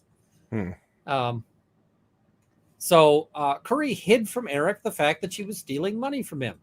Again, whether or not she was stealing money or just when you're in a relationship, sometimes you send money around, right?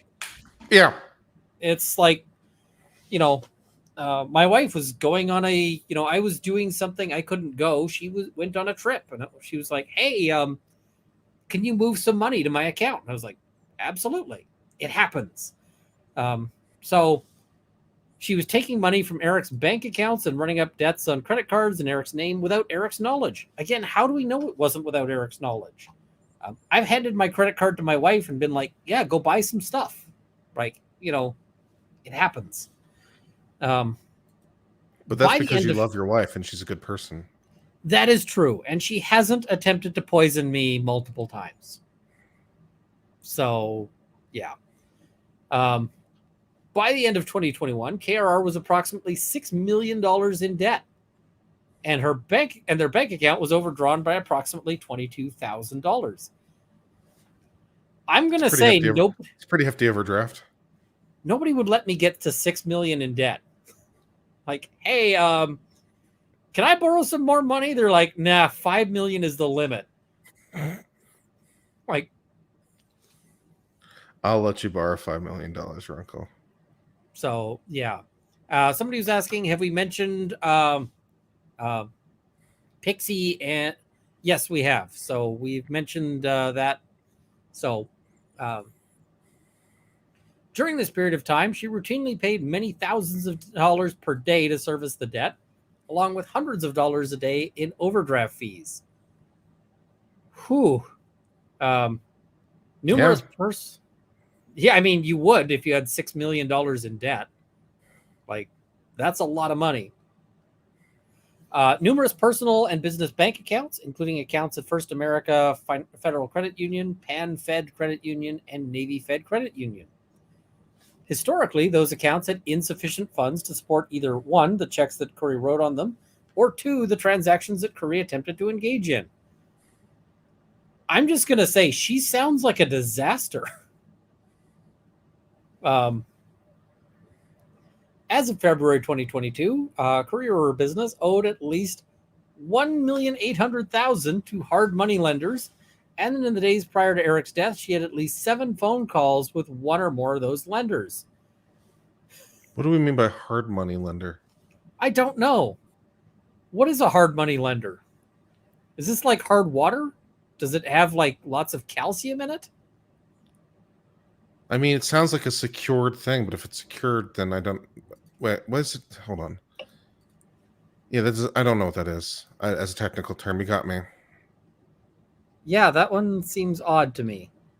So, does somebody know what a hard money lender is? If you do, can you fill us in on that? Because that would be good to know. We don't know all the things, and if you teach us, we'll know one more thing.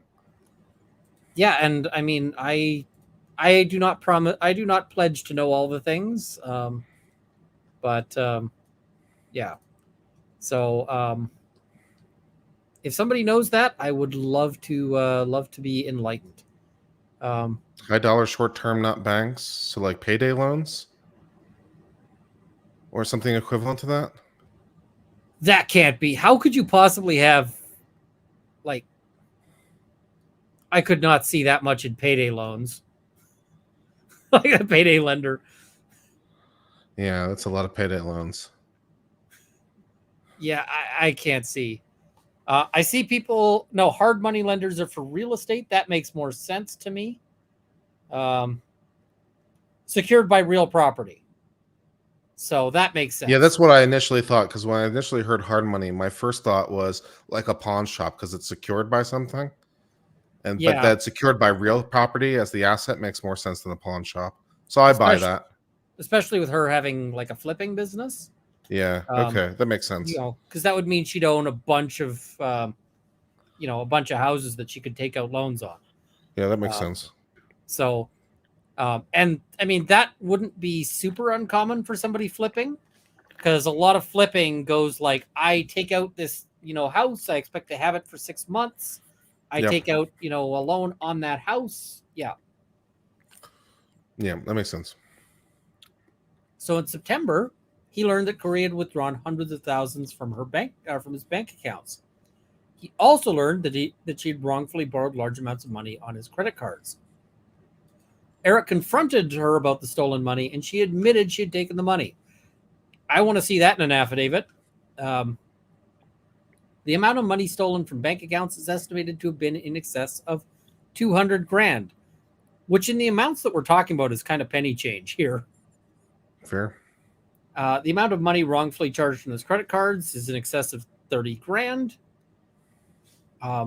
Fraudulent power of attorney. This is a big deal because a power of attorney is huge. And Yep. sometimes I'll get people who come in and they're like, so, hey, this person wants me to get a power of attorney for them. Like, should I do that? And the answer is almost always no. Unless you've got some sort of special circumstances. But a lot of the times when you see somebody who's like, hey, they say I need a power of attorney, I'm like, you should never talk to this person again in your life. Yeah. I had somebody whose landlord said that they needed a power of attorney. And I'm just going to say there's basically no circumstance I can envision where you'd want to give your landlord power of attorney. That sounds like a horrible idea. Yeah.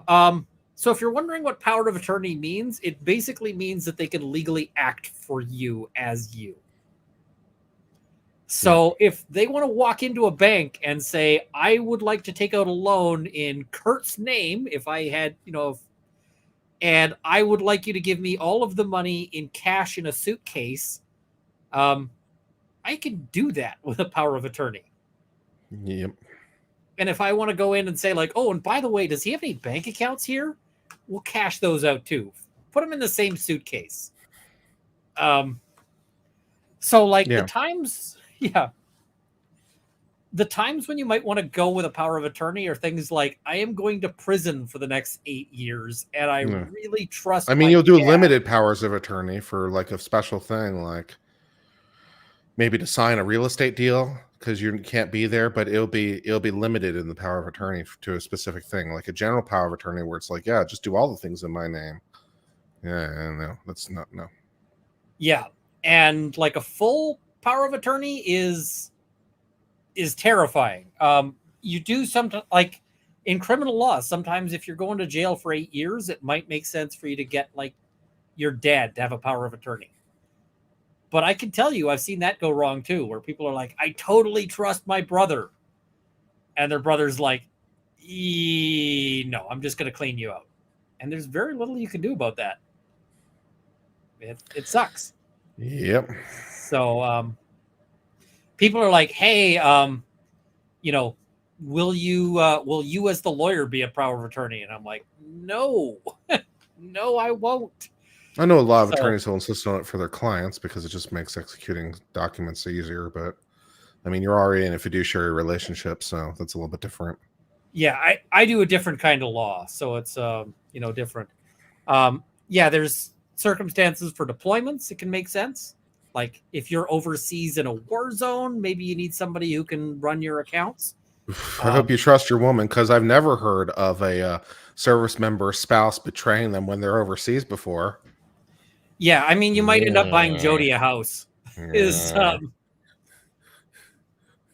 It happens. You might end up buying Jody a house. So, So as provided in the language of the power of attorney, Curry was purportedly granted the authority to act for Eric only in those activities that are initialed. Okay. She says that he got a fraudulently or a forged power of attorney and had used that to borrow $250,000. I can tell you, if I found out that my wife had forged a power of attorney against me, she would not be my wife, and I really like my wife, but that would be something that would get me to do like hard stop on that. So your wife is going to prison. Yeah. And Curry forged Eric's initials next to each activity listed in the power of attorney. Upon information and belief, Curry misrepresented Eric the contents of the power of attorney, and based on these misrepresentations, Eric unwittingly signed the power of attorney. Upon signing, Eric did not believe he was signing over such substantial rights as outlined in the power of attorney. So this is interesting because they just said it was forged, and now they said he signed it. So I don't know how that works. Those are not compatible claims.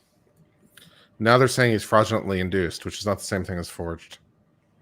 Now, I'm just also noting here, they're saying that his signature is found on page 9 and dated as May 8th, 2013, and was purportedly notarized 5 years later on May 8th, 2018. You know what immediately jumps out? That could just be a typo. Yeah, that jumps out at me as a typo. Yeah. Because 3s and 8s look real similar to me. Like, that's a very common oops. Yeah. Upon information and belief, in or about March 2019, and without Eric's knowledge or consent, Curry opened with TCF National Bank a revolving line of credit with an available limit of $250,000, and then subsequently drew down the entire $250,000. I mean, this leaps out at me as there are some things in this that make me wonder if this lawsuit is accurate, like if there's accuracy here.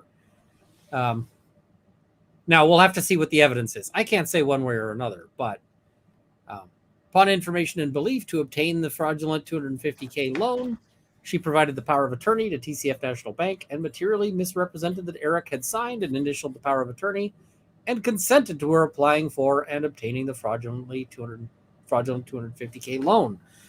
But didn't they just say that he signed it? So... Yeah. Well, I mean, it could be fraudulent if he signed it because it's fraud in the inducement. Yeah. So it's fraud. It's based on false pretense. Yeah, But they're being a little bit sloppy in their language, at least in my mind. Yeah, I don't like how this is written. Yeah. And when I see this kind of sloppiness on the really important stuff, I kind of start worrying that like they're fudging. I don't know for certain. This is just my feelings on it when I look at it, but. So to obtain this, she used his personal identification, including without limitation his name, social security number, birth date, address, telephone number, and place of employment. And so improperly caused to be recorded against the home, a revolving credit deed of trust, the deed of trust. So they're saying that was fraudulent. Power of attorney creates a principal-agent relationship under which the agent has a fiduciary duty to act loyally and for the principal's benefit. That's interesting. That isn't everywhere. So if you got a power of attorney, you are you've got a fiduciary relationship. True enough. Goosebump, I know. I want to go over the bond hearing at some point. I'm just going over this document. So we're just going over this document, but I'm going to go over the bond hearing at some point in the video. Is upon information and belief a common term? It shows up in affidavits all the time. Oh, yeah. It basically means I believe this and I think I've got good reason to, but it's not something where you've got like an affidavit setting out exactly how you know it. So it does show up there all the time. Yeah, it's a very common phrase. Yeah. You see it in legal pleadings all the time. Yeah. So they say she was the only person who got the money. He didn't get any benefit from it and didn't intend for him to get any benefit from it, which is important if she's a if there's a fiduciary relationship there, because the fiduciary relationship would mean that it's got to be for his benefit. Like she's got to be looking out for his interests. Confronted her about that in September 2020. This guy needed to get out of that relationship so bad. She admitted that she'd wrongfully taken it out and promised to pay it back. And she promised to pay back all sorts of other money. And how would she pay it back? Because she's $6 million in the hole. It's a big hole. Yeah, that's I don't think you can dig out of that hole. You need a rocket ship to get out of that hole. No intent to repay Eric and overtly lied so as to persuade Eric not to take action. I'll just ask Elon Musk for some sugar. He's my neighbor now. She has to get she has to separately draw 3 individual one-of-one serialized magic cards. Yeah, that's hard. Yeah, okay. So, yeah. Shortly after... Life insurance is good, yeah. How much life insurance does your wife have on you? Has she upped it recently? Not $6 million, I'll tell you that. I'm pretty sure if she went to the bank and it's like, my husband's worth $6 million, they'd be like, best we can do is $350. So after that, he created the trust. So this is to protect his assets from her. So she didn't know that he created the trust or transferred his interest to the trust. So based on her subjective understanding of the premarital agreement, Curry believed that if Eric predeceased her, she stood to receive a highly lucrative stake in C&E. So that's interesting. Stolen tax payments.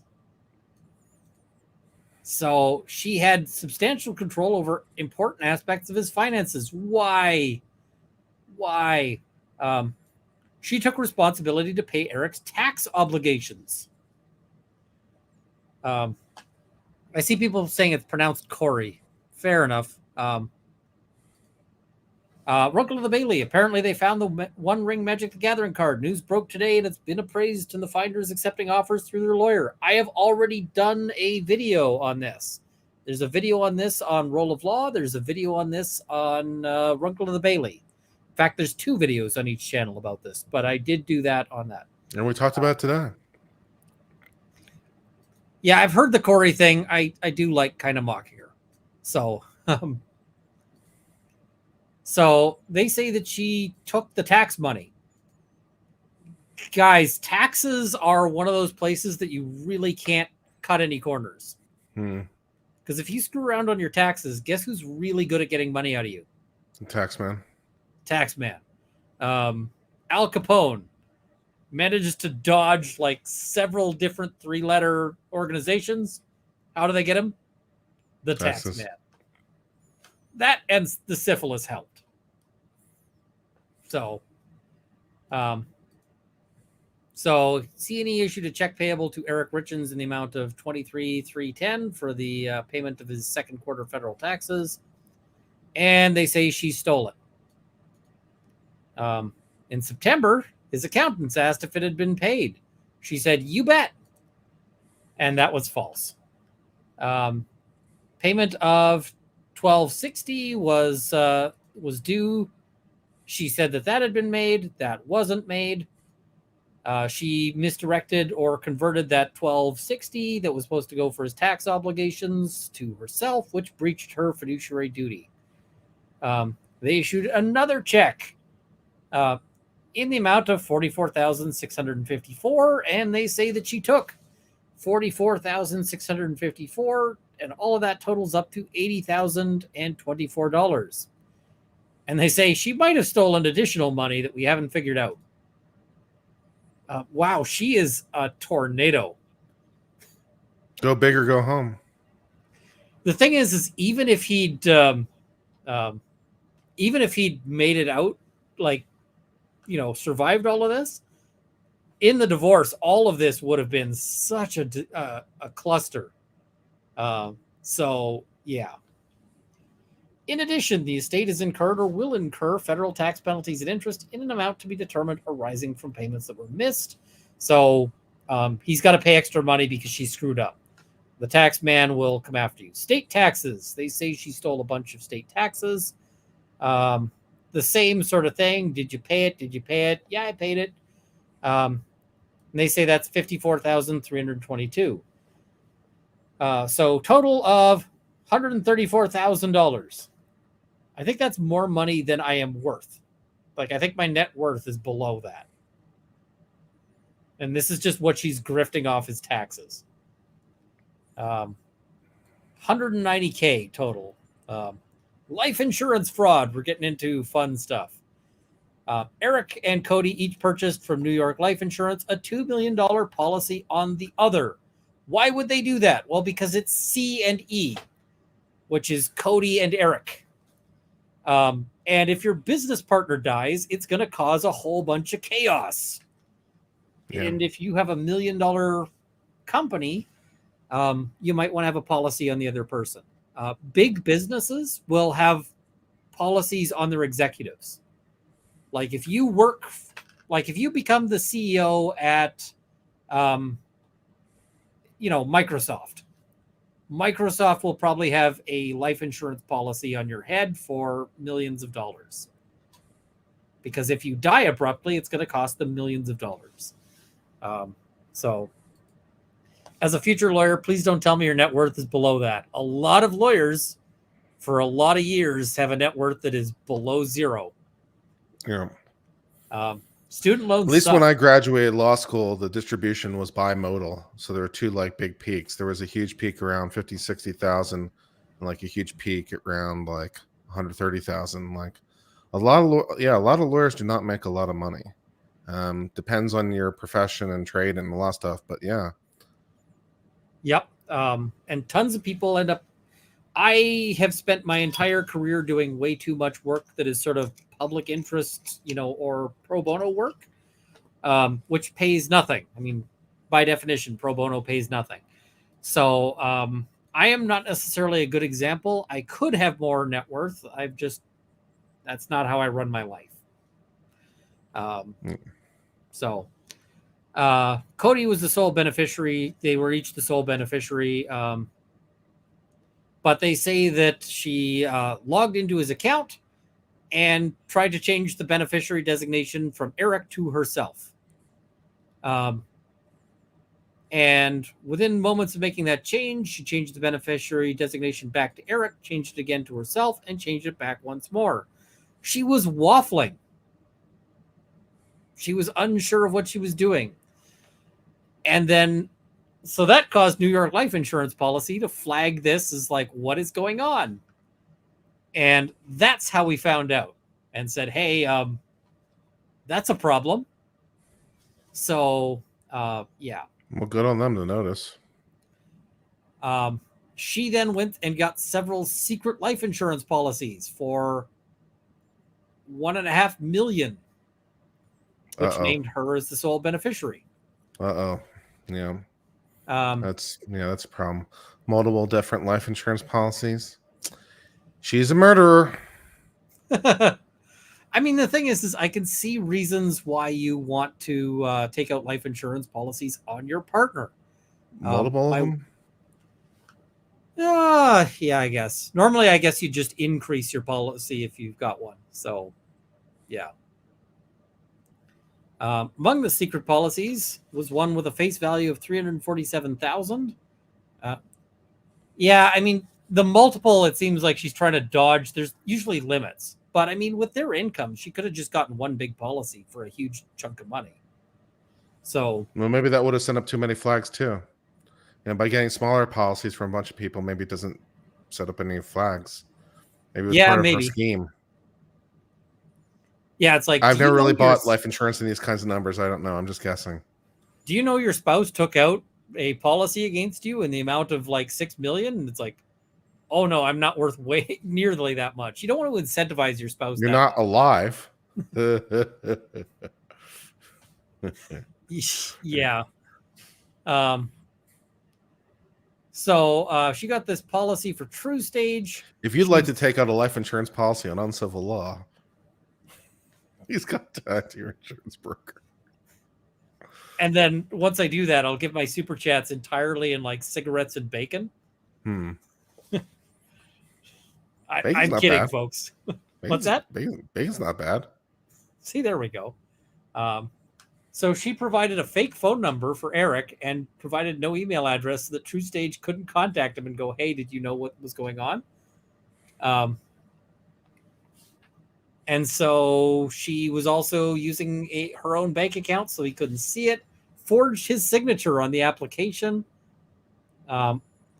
All documents go to Eric Richens at a P.O. box, which is her personal P.O. box that he has no access to. So he doesn't know that this exists. Mm-hmm. Now we're getting into the fun stuff. She buys illicit fentanyl. So now we're getting into the stuff where they're saying she killed him. Mm-hmm. So she goes. The mobile life insurance policies is going to doom her. That's like, she's toast. It's going to look real bad at a trial. Yeah. She purchased 15 to 30 light greenish blue pills that she understood to be fentanyl.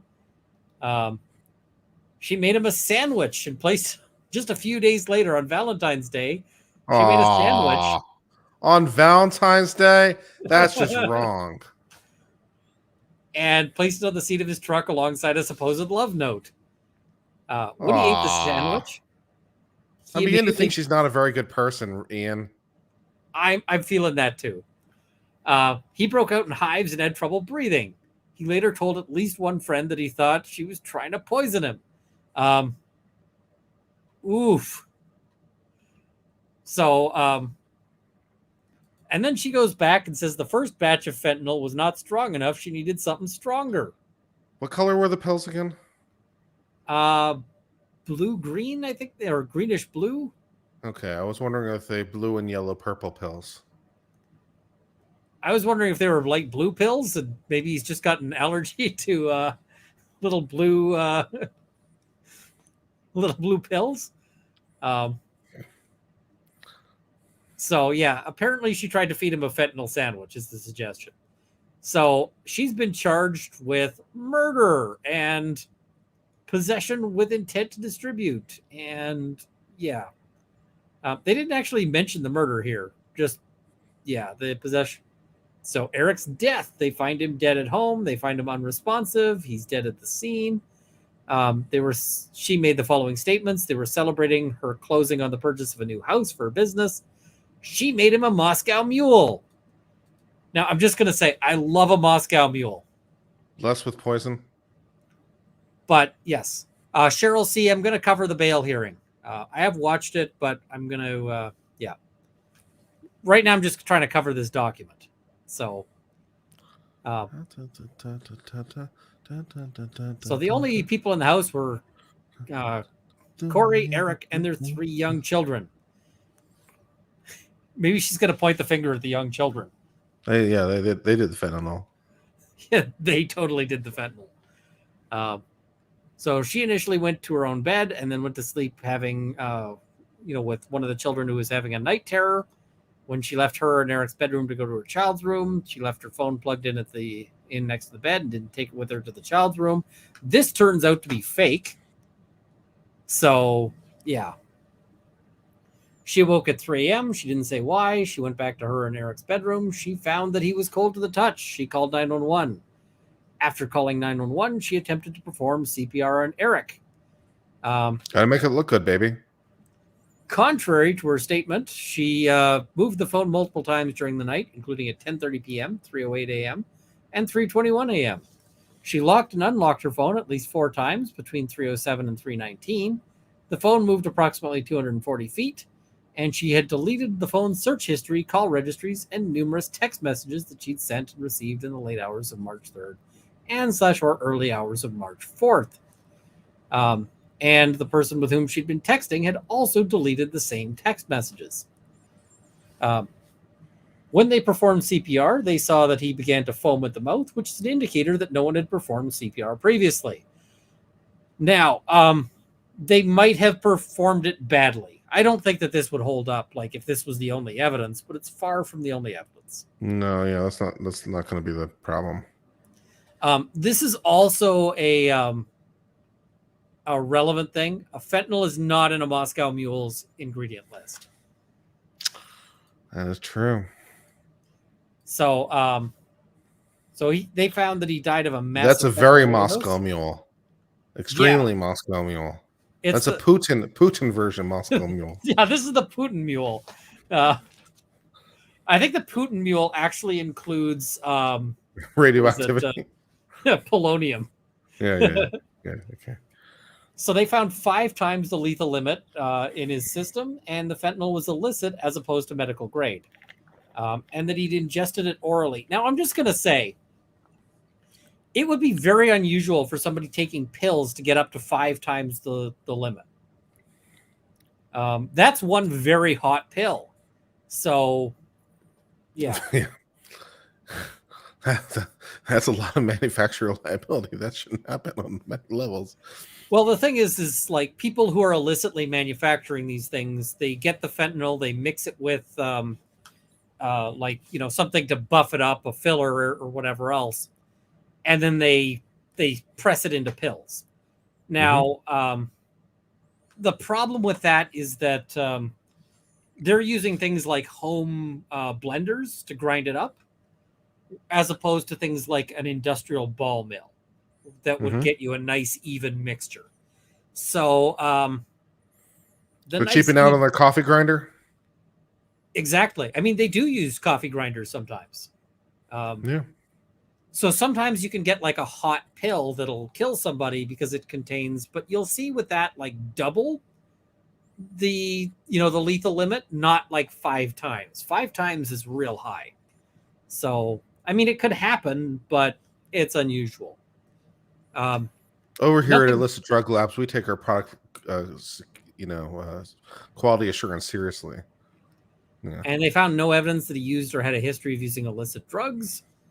And she insisted that he doesn't use illicit drugs, didn't have substance abuse problems, and had demonstrated no suicidal tendencies. So I don't know why she would say that. I don't know why she would talk to the police, period. Because talking to the police is bad. Yeah, but I mean, if she was going to, and if she's gonna bullshit them, wouldn't that have been the time to say, yeah, he actually totally was an addict, and yeah. So I would think. All right. So now I'm just looking here. Subsequent to his death, made numerous incriminating searches on her phone or other electronic devices, including but not limited to the following. Can you delete everything on an iCloud account? Can deleted text messages be retrieved from an iPhone? Can cops uncover deleted messages iPhone? How to lock my iCloud? How to permanently delete information from an iPhone remotely? Can cops force you to do a lie detector test? What are you allowed inside Utah jails? How will life insurance pay if death certificate says pending? Luxury prisons for the rich in America? Oh. I don't know if it's still a thing, but I know at one point some prison somewhere, I want to say it was in California, actually had like a better room that you could pay like $100 a night extra for. It was a long time ago, though. I'd have to like look it up. Yeah, I feel like they're not going to send her to a luxury prison.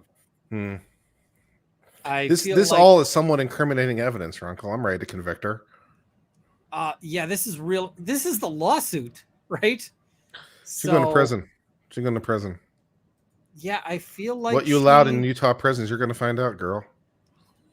Oh, I mean, she's going to be able to write this search. So, yeah, she's going to be able to do that. All right. So, now we'd like to talk about our sponsor, NordVPN. NordVPN allows you to hide your internet no, searches we're not from doing prying that. eyes. No. That can actually get me in some shit with the Law Society here. So we're not doing any of that. Also, wouldn't have helped here. If someone is poisoned, what does it go down on the death certificate as? FBI analysis of electronics and investigation. Is Find My iPhone ever wrong? Can FBI find deleted messages? What does FBI do with electronics for searches? Can the cause of death be changed on a death certificate? Why would the FBI be involved? What is considered a lethal dose of fentanyl? Detective Jamie Wood's relationship to Richens. That's an interesting one. Who's Jamie Woody relation? Like, who's Jamie Woody? So, yeah. So she's charged with aggravated murder. Katie becomes successor trustee and personal representative. Eric's will is a pour-over will, which means that Eric conveyed estate assets after payment in taxes and expenses to the trust. So, damage to Eric's estate, as alleged, is also damage to the trust. That's basically saying why she can pursue this. Stolen retirement accounts. So this will be interesting as well. We'll see sort of what's going on here. Eric had at least 2 retirement accounts on which the estate should have been a beneficiary. One account was an account Eric received from his grandmother, the grandmother account. 40 grand. Utah Retirement Service that was set up for him by his mother, 15 grand. Wrongfully or fraudulently obtained a payout of both retirement accounts after his death. Because at this point, she's not suspected of his murder, so nobody is stopping her from doing that. So that makes sense, right? All right. So what is it? The total amount of the retirement accounts was at least $55,000 and constitute estate property that has been wrongfully taken by Corey. Mm-hmm. You know, I'm starting to think she might be a bad person. Mm-hmm. I am. I'm I don't no think she's the longer woman for me, Runkle. You don't think so? No. I mean, I know beggars can't be choosers and all, but I don't think she's the woman for me. I hear she's single. Hmm. So she's probably looking for somebody with. I don't have $6 million.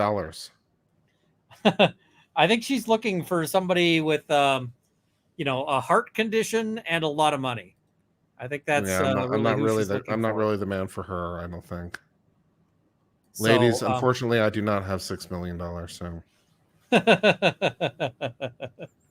so if you're a gold digger, not much gold here.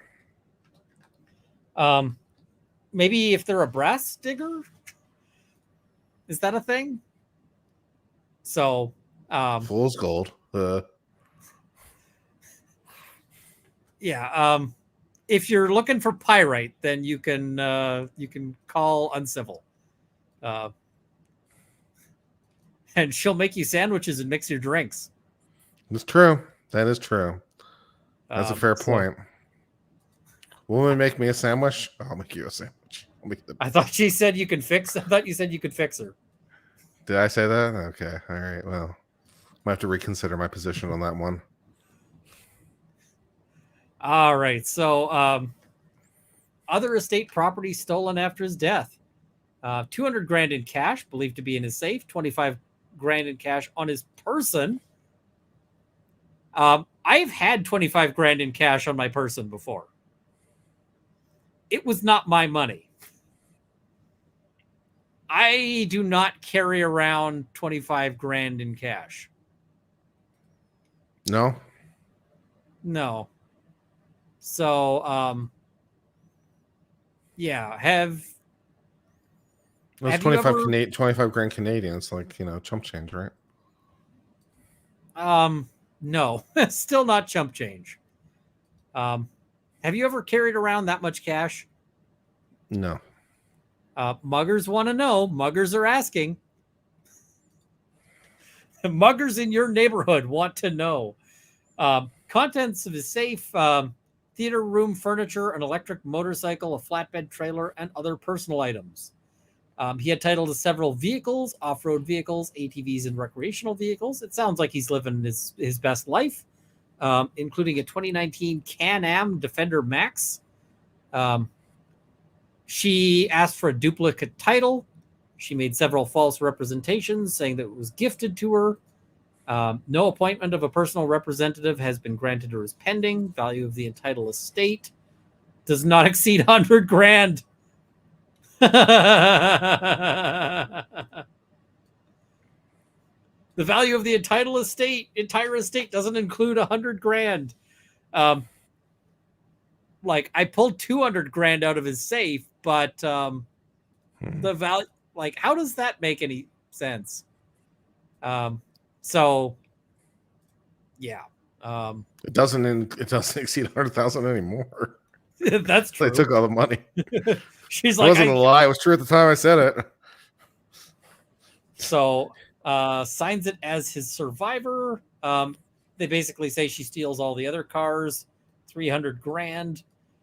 Man, I'm just going to say, and this is important if my wife is watching, you could not get this much money out of me if you murdered me. It'd be like, so what have we got? Well, his estate includes some nuclear pickles. These are worth less than 100,000. I also I have a hot sauce empire, also estimated to be worth less than 100,000. But maybe someday. I mean, Sriracha started out as a baby company, and now look at them. That is fair. So, you know, who knows? But we'll see. So almost 1 year to the day after his death, she wrote, published, and began selling a book entitled Are You With Me? The Unlawful Book. Now, this is a claim of misappropriation of his image and identity. Purports to provide heartwarming and reassuring guidance for children on how to deal with the death of a loved one, namely by referencing events and details from his life and his relationship with his children. I feel like it's less heartwarming and reassuring now. I feel like the heartwarming and reassuring has diminished substantially. Would you agree that it's less heartwarming now? My heart is slightly less warmed.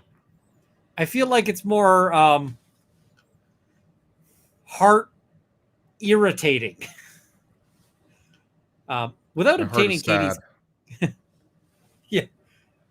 I'm still a hardcore sucker for romance, and I always want to work out. So I don't know. I'm sad. I'm sad. I feel like this particular romance has gone. Like, the ship has sailed on this particular. Those crazy kids probably won't work it out in the end. Yeah. So, without obtaining Katie's consent, she used his name, image, identity, and likeness in the book. Now, this, I think, is interesting. His name, image, identity, and likeness have intrinsic value, especially as they pertain to the unlawful book, because the unlawful book purports to offer advice on how to grieve the death of a husband and father. I don't know if they had intrinsic value. I don't know that the book itself is unlawful. Yeah, So, the book is the least of the legal problems. The unlawful book inappropriately and incorrectly or expresses or implies that Eric and/or Katie, as the personal representative of Eric's estate, approves, would approve, endorses, or would endorse the unlawful book subject matter. Since publishing it, she's marketed it through several places, including Amazon.com and Bookshop.com. She appeared on Good Things Utah. I feel like Good Things Utah may need to change their name to Mostly Good Things Utah. So she used his identity to promote it. Here's the thing. They talk about she's retained all revenue and derived from the unlawful book. I'm going to say I don't think there's a whole lot of money on this book. I don't think this book made her huge revenue. Maybe, but in comparison with these other numbers, I doubt it. I'll buy the book. I bought all Chad Daybell's books. They were fantastic.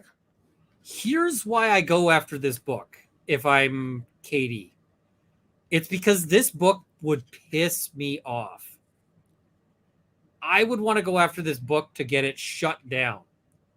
Like, this book will no longer be on the market. We get the copyright for this book. There will not be a further printing of this book. There will not be any of that. Like, no more book.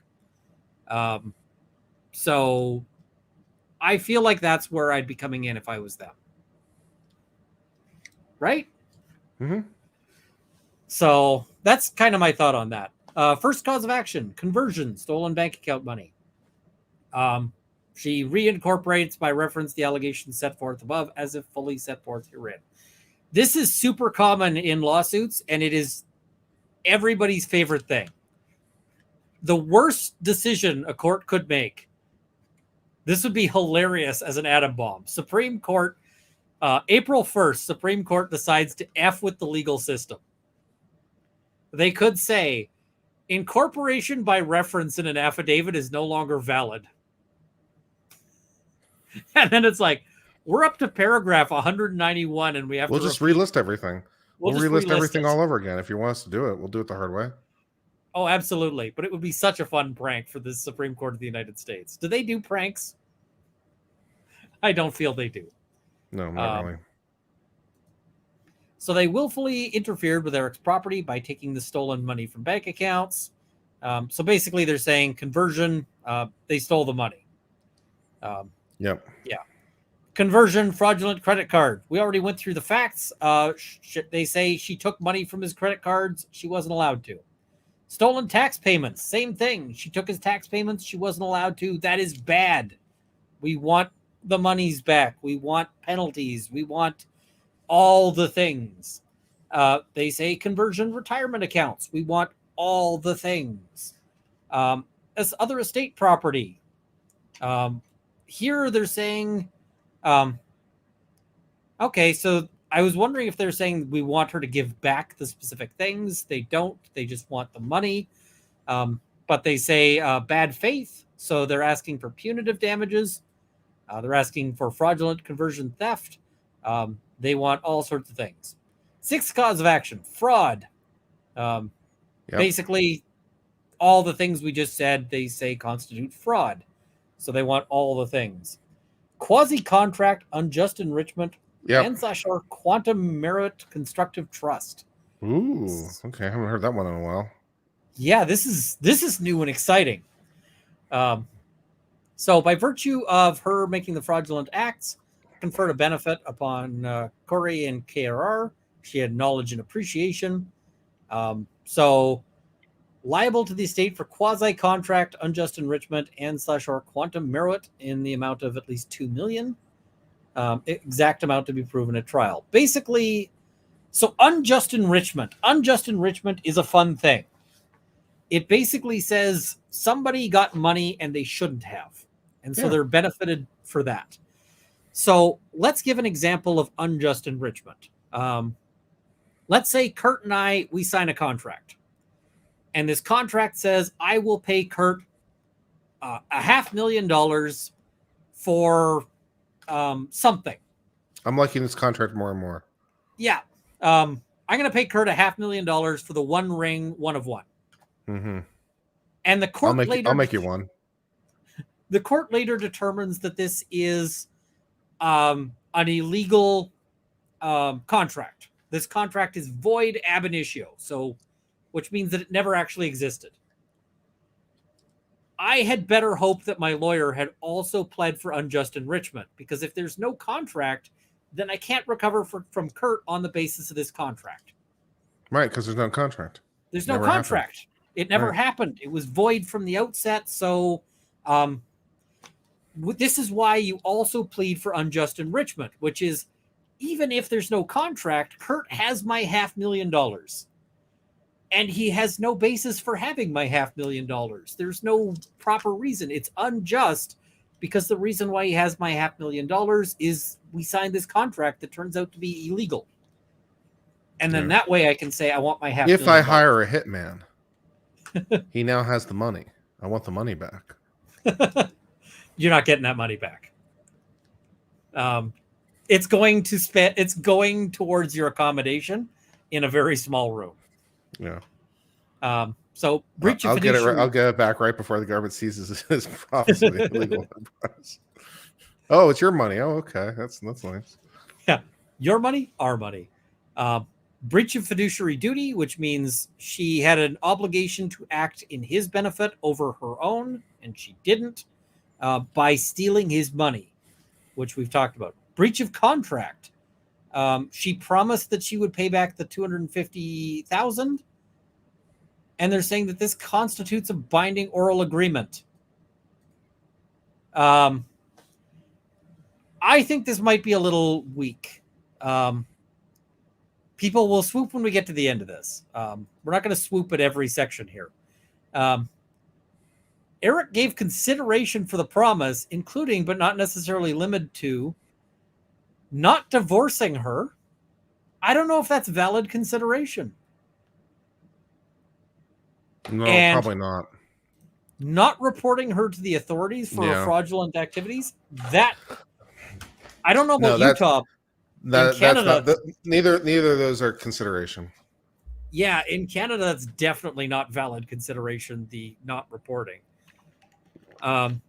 He fulfilled any and all obligations. I don't think this contract argument's going to fly. Yeah.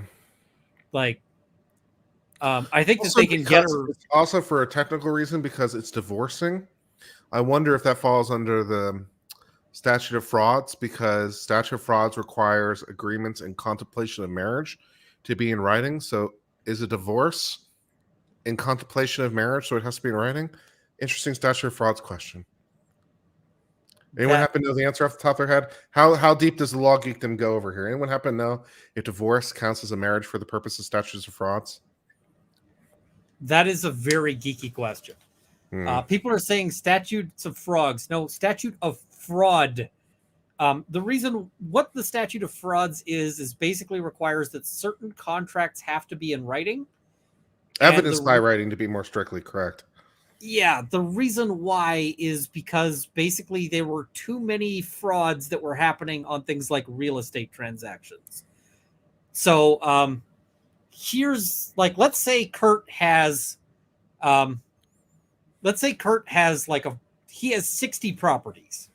He is a multi-hojillionaire and he's got land all over the place.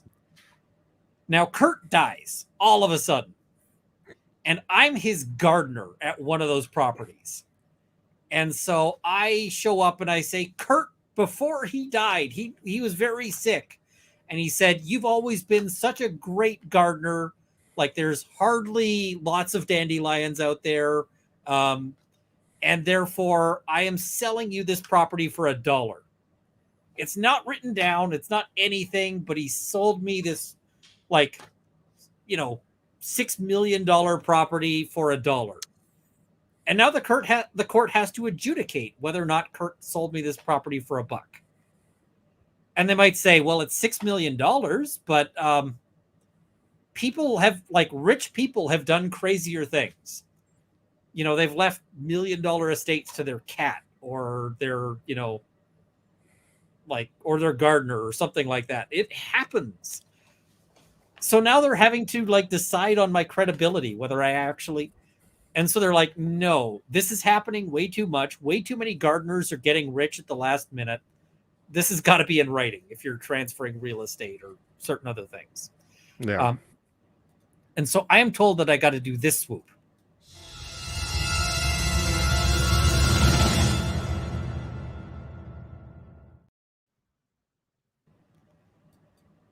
How did Kurt die in the garden? We haven't yet figured it out. It was either the handgun, the candlestick, or the rope. We also haven't figured out which color-coded suspect it was. Yeah. So certain contracts have to be evidenced by writing. Contracts that take more than a year to complete. Contracts for goods of more than $500. Contracts relating to land. Contracts in contemplation of a marriage. Contracts that take on someone else's debt. Yeah. Those have to be evidenced by writing. So there's got to be something more than just I say it happened.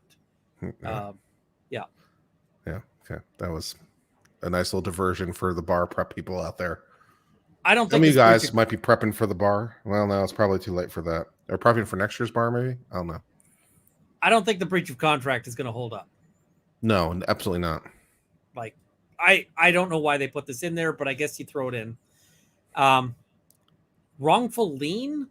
So any document that purports to create a lien, notice of interest, encumbrance on an owner's interest in real property. Okay, I guess they're saying that the deed of trust is a lien. Yep. Deed of trust is a wrongful lien. So, okay, fair enough. That seems to make some sense here. I wouldn't have said that it was, except that it's any document that purports to create a lien, notice of interest, or encumbrance on an owner's interest in real property. I mean, a loan against it, if that loan is secured by the property, would be an encumbrance. Okay, yeah, that makes sense. So I actually think this seems to hold up. And apparently that allows them to get $10,000 or treble actual damages. Now, guys, you might be wondering why they would have a wrongful lien claim or what a wrongful lien statute or a statute. I don't know how old this is, but I'm going to bet this is anti-SovCit. SovCits, like sovereign citizens, love to file liens against people's property. If you piss off a sovereign citizen, they'll be like, we are going to, like, you'll find that they filed a lien against your house in the amounts of millions of dollars. Mm-hmm. And they'll be like, why? Well, because you breached my, bill of costs or whatever. And then getting that un-effed is a big hassle. So this says you can go after them for 10 grand or treble actual damages, whichever is greater. Nice. I love this as anti-SovCit. Yeah, I'm about that. So they say the actual SovCit's damages... gonna eat it. I'm willing to waive Eighth Amendment concerns when it comes to cruel and unusual punishment for the SovCits. All I can think of is cruel and unusual punishments because they irritate me so incredibly much. I mean, SovCits range from mildly entertaining to like what the hell. If I ever become a judge, there's just gonna be like I'll post a written notice at the door. It's like basically warning: if you SovCit, you will be found in contempt. I'm not dealing with this shit. Have you read Meads and Meads? It's been a while, but yes. It is a great decision because it basically says exactly that as law that has now been accepted across Canada. It is like, if somebody is SovCitting, the appropriate thing is to just shut that crap down hard and contempt them. Yeah, I'm not gonna deal with this shit in my courtroom. If they breathe SovCit, they get one warning, and then the second warning is you go to prison. Yeah, it'll be like, and okay, someone can try to sue me for abuse of discretion. Ooh. I mean, if I had people doing that, I would be going with Meads and Meads all the time. Also, It sounds like I need to make a frog swoop for the statute of frogs. You make a minor slip of the tongue, and the chat doesn't forgive you. The chat is brutal and unforgiving. It isn't even a slip of the tongue because I heard you. It's just that it's easy to mishear. Like, we're talking through mics, right? So it doesn't come out necessarily the best. I think it's fun as opposed to something to be upset by. And the other thing is when chat decides something, like when they decided the elf thing, you got to lean into it because otherwise the chat if the chat thinks it's making you upset, they'll tear you to bits. So it's fair. My chat and I have a decent relationship for the most part. Yeah, I think you got a pretty good chat. So they're saying review of agent's conduct. This is power of attorney stuff because they're saying this is basically a rephrasing of the fiduciary aspects. Accounting. So basically she's got to pay for all the accountants. Mm-hmm. That sounds reasonable if they find all of this fraud and so forth. Mm-hmm. So invasion of privacy, misappropriation of likeness. I want to see what they're claiming as. Are they just asking for money here? So an amount no less than all revenue generated. Yeah, here's what I was expecting. Entitled to a permanent injunction, forever barring Corey from disseminating, selling, or reproducing the unlawful book.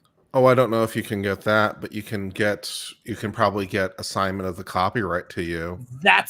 I think they're asking for the wrong thing. I wouldn't ask for the injunction. No, you can't get an injunction against the book. You can't do that. But you can get the book assigned to you as damages, and then you can stop publishing the book. Wasn't that what happened with O.J. Simpson? Yep, sure was. Yep. 100%. Like, we can't prevent you from talking because you've got a free speech issue.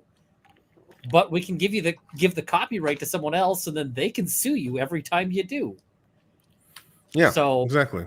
I think they asked for the wrong thing here. Yeah, well, that's okay. They can correct that. Yeah, I actually think they should correct it. Katie Richards' lawyers, if you are watching this. I pissed off chat today so hard today. I had to explain myself. I told him that that art wasn't useful. It didn't have utility, and I spent the next 20 minutes explaining it. It was hilarious. I mean, you're right, but I can see why the chat would get. Yeah, they were not having a good time. Chat, the distinction he's making here is that you can patent useful things, and useful things means like these scissors are a useful thing because they operate on paper. Yeah. But the shape of these scissors, like the specific design of these scissors, is not useful. The way these two loops are sort of, crafted around each other. Like, I got a bottle of hot sauce here. Whoops, I have just dropped the scissors onto this, which is now trying to make it do things. No, I don't want to turn on carrot browsing. So this bottle, right? The bottle itself is a useful bottle is useful. It holds something. The cap is useful. It keeps stuff it prevents things from leaking out. I can do this because the cap's on, and I checked the cap before I did that. The label is useful in the sense that it is a label, because now it allows us to put stuff on it, right? Yes. To put text and the ink itself that's on the label is useful because it allows the paper to be stained. Yeah, the ink is useful. The design, but the actual text on it is not useful in a technical sense. Yeah, it's not. And we mean this purely as a point of law, right? Yeah. You cannot get a patent for raw heat as a name. So it's designed to prevent you from using patent law to protect things that you can't patent. And people are noting Amber Heard is not useful. I suppose not. So, yeah, that is it's an important distinction, but it's one that causes people trouble. Yeah, because they thought I was saying art wasn't valuable. No, I was not saying. Stuff can be not useful in the patent sense and still incredibly valuable. For instance, the One Ring, one of one, is not useful in a patent sense. The One Ring is not useful, but apparently has value because people are idiots. But I digress. Yeah. 200 kilograms of gold is not useful. Is not a useful invention. No. But I would very much like it. And if you want to drop that off, I will give you it like an address that you can send it to. It's so yeah. I think the injunction's the wrong thing. I think they should be asking for the copyright. So again, Katie Richards' lawyers, amend this and also give me credit. Put in, give me a shout out. All right. So abuse of personal identity. So this is the Utah code. This is like similar to Afro Man. So this is saying that they appropriated his identity. I don't know that he's got a claim to identity here, but maybe this one I think is going to be more difficult to litigate. Utah Pattern of Unlawful Activity Act. The hell is that? Sounds like RICO. Sounds like RICO when you talk about a pattern of person enterprise. This is RICO. Okay, so they're RICOing. Yeah. Popat will have some opinions because he's like, it's never RICO. Federally, yeah, but this is state RICO apparently. So there's a state RICO. Yeah. Okay, so they're trying to RICO, and basically they're just. I'm not going through all of this because they're saying all the allegations make RICO. Cool. She did a pattern of things which makes RICO. Wrongful death, that is a thing to sue over. Yeah. I'm surprised it's not count 1, to be honest. It's kind of. I would have put that first and foremost. I would have kind of the most important thing, the wrongful death there. I'm not sure it's in the right order there. 16. It's the 16th thing we thought of. Lead with your strong point, not your thing. I see people saying gold is useful in electronics. Yes, but it's not a useful invention. You didn't invent gold. It's not technology. You could say that the application of gold as a conductor could have been a useful invention. Yeah, it can be used. It can be used in technology, but it's not technology itself. No one invented gold. Personal injury survival cause of action. Basically, this is more she killed him. Therefore, killing people's bad. Please don't kill people. Alter ego. It's a cause of action. So this is an attempt to breach the corporate veil. Okay, all right. So they're basically saying that KRR is Corey, and that it's a facade for her personal operations, including her efforts to obtain credit from scores of lenders, that she's commingled funds and that have used others' resources. Maintains no company books or records that are separate or distinct in any way from her personal records. This is actually a really dangerous claim. So they're asking that Corey and KRR are jointly and severally liable for each of the damages. So they're basically saying wherever there is money, we want to go after that money. So if it's in KRR, we get it. If it's Corey's, we get it. We get all the money. But let's say the court rules against Corey on this and finds that they're an alter ego. Who else has an interest in Corey and KRR being alter egos of each other? Everyone who lent her that $6 million.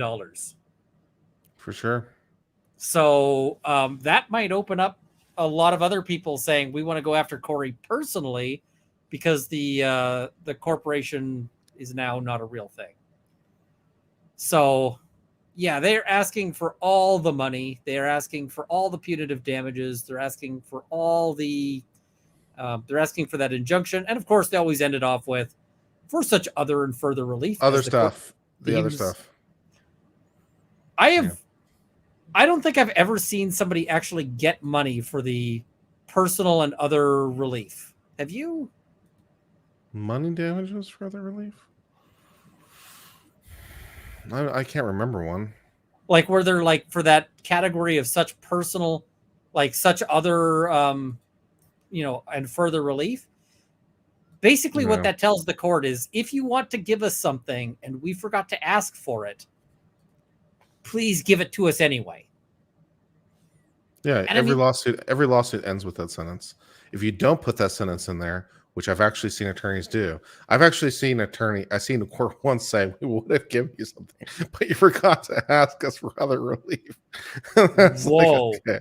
I've seen that happen before. Okay, then, yeah, that's what I was asking is really, do they ever do that? But if they do, then, yeah, I would say. Yeah, once in a while. I think I even saw the U.S. Supreme Court side at one time as a way to give a basis. Oh, because I think it was and I guess it would be malpractice case when the free speech case is dealing with on campus because they asked for $1 and they also asked other relief, and so there's that was a hook for the Supreme Court to actually ask. So I think I've seen it cited in a U.S. Supreme Court case once. Wow. Yeah. Stranger things, man. Yeah. So put it in there. You never know.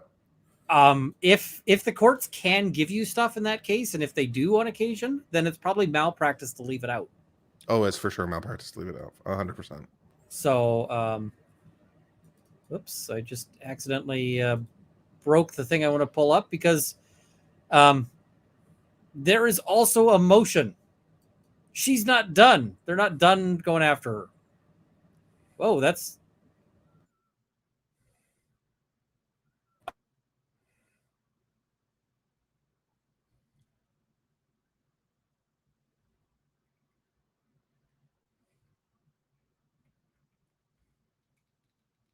Uh-oh, Runkle lost.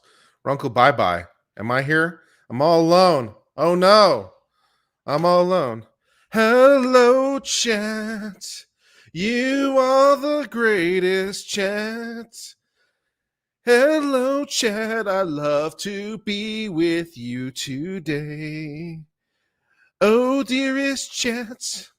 You are super wonderful in all the ways. We love that you are here with us on Runkle of the Belly. While Runkle is gone, I will take this time to remind you to please subscribe to Runkle's channel. Wow. Sorry, I was. That Never was, mind. Apparently I got him biggened to death. Is what happened there. That was bad. All right, so let's try this again. Do I dare him biggen a little bit? All right, I've been biggened once. We're not pushing our luck there. There's a motion for preliminary relief under the Slayer statute. You want to tell people what the Slayer statute is? If you kill someone, you can't get money for it. Yep, that's basically it. Let's say Kurt has left me in his will all of those, remember all those properties I talked about Kurt owning that don't actually exist, but if he did, let's say Kurt has a will and he's leaving all of that stuff to me in his will. Kurt, that would be a very bad idea. But then I go and I murder Kurt. And so, they literally find me there. I'm there with, the candlestick and the lead pipe in the conservatory.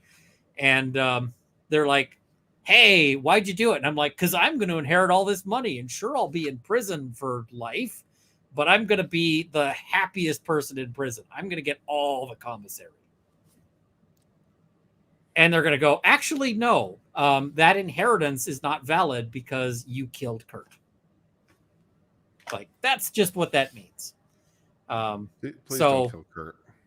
No, don't kill Kurt. That is legal advice. Do not kill Kurt. It's also life advice and just practical. Utah law does not permit a murderer to profit from the death of their victim.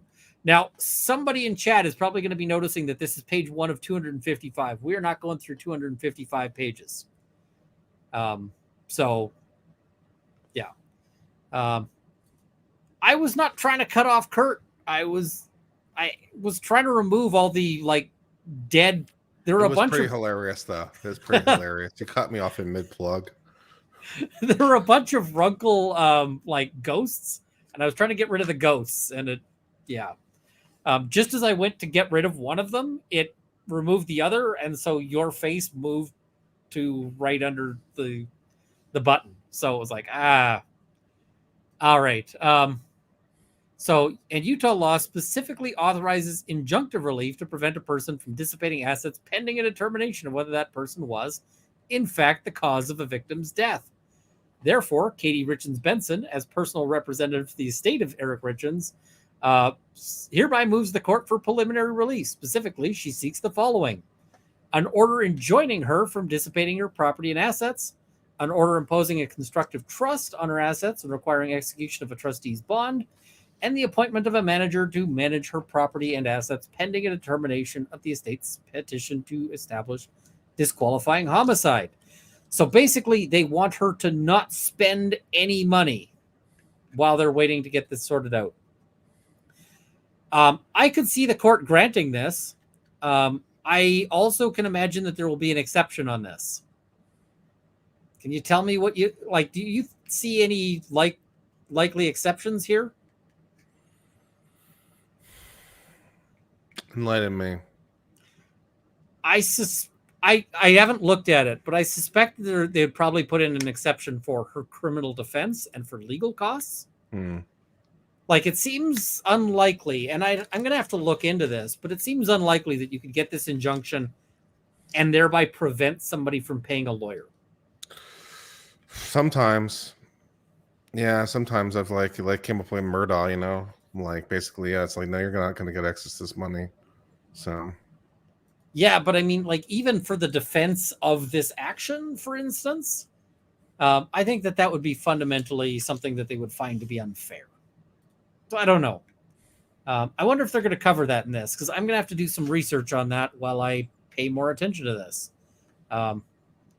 So the very day she was arrested, she encumbered her property with nearly 200 grand in new loans. I could see why she might need $200,000 right away when she was arrested.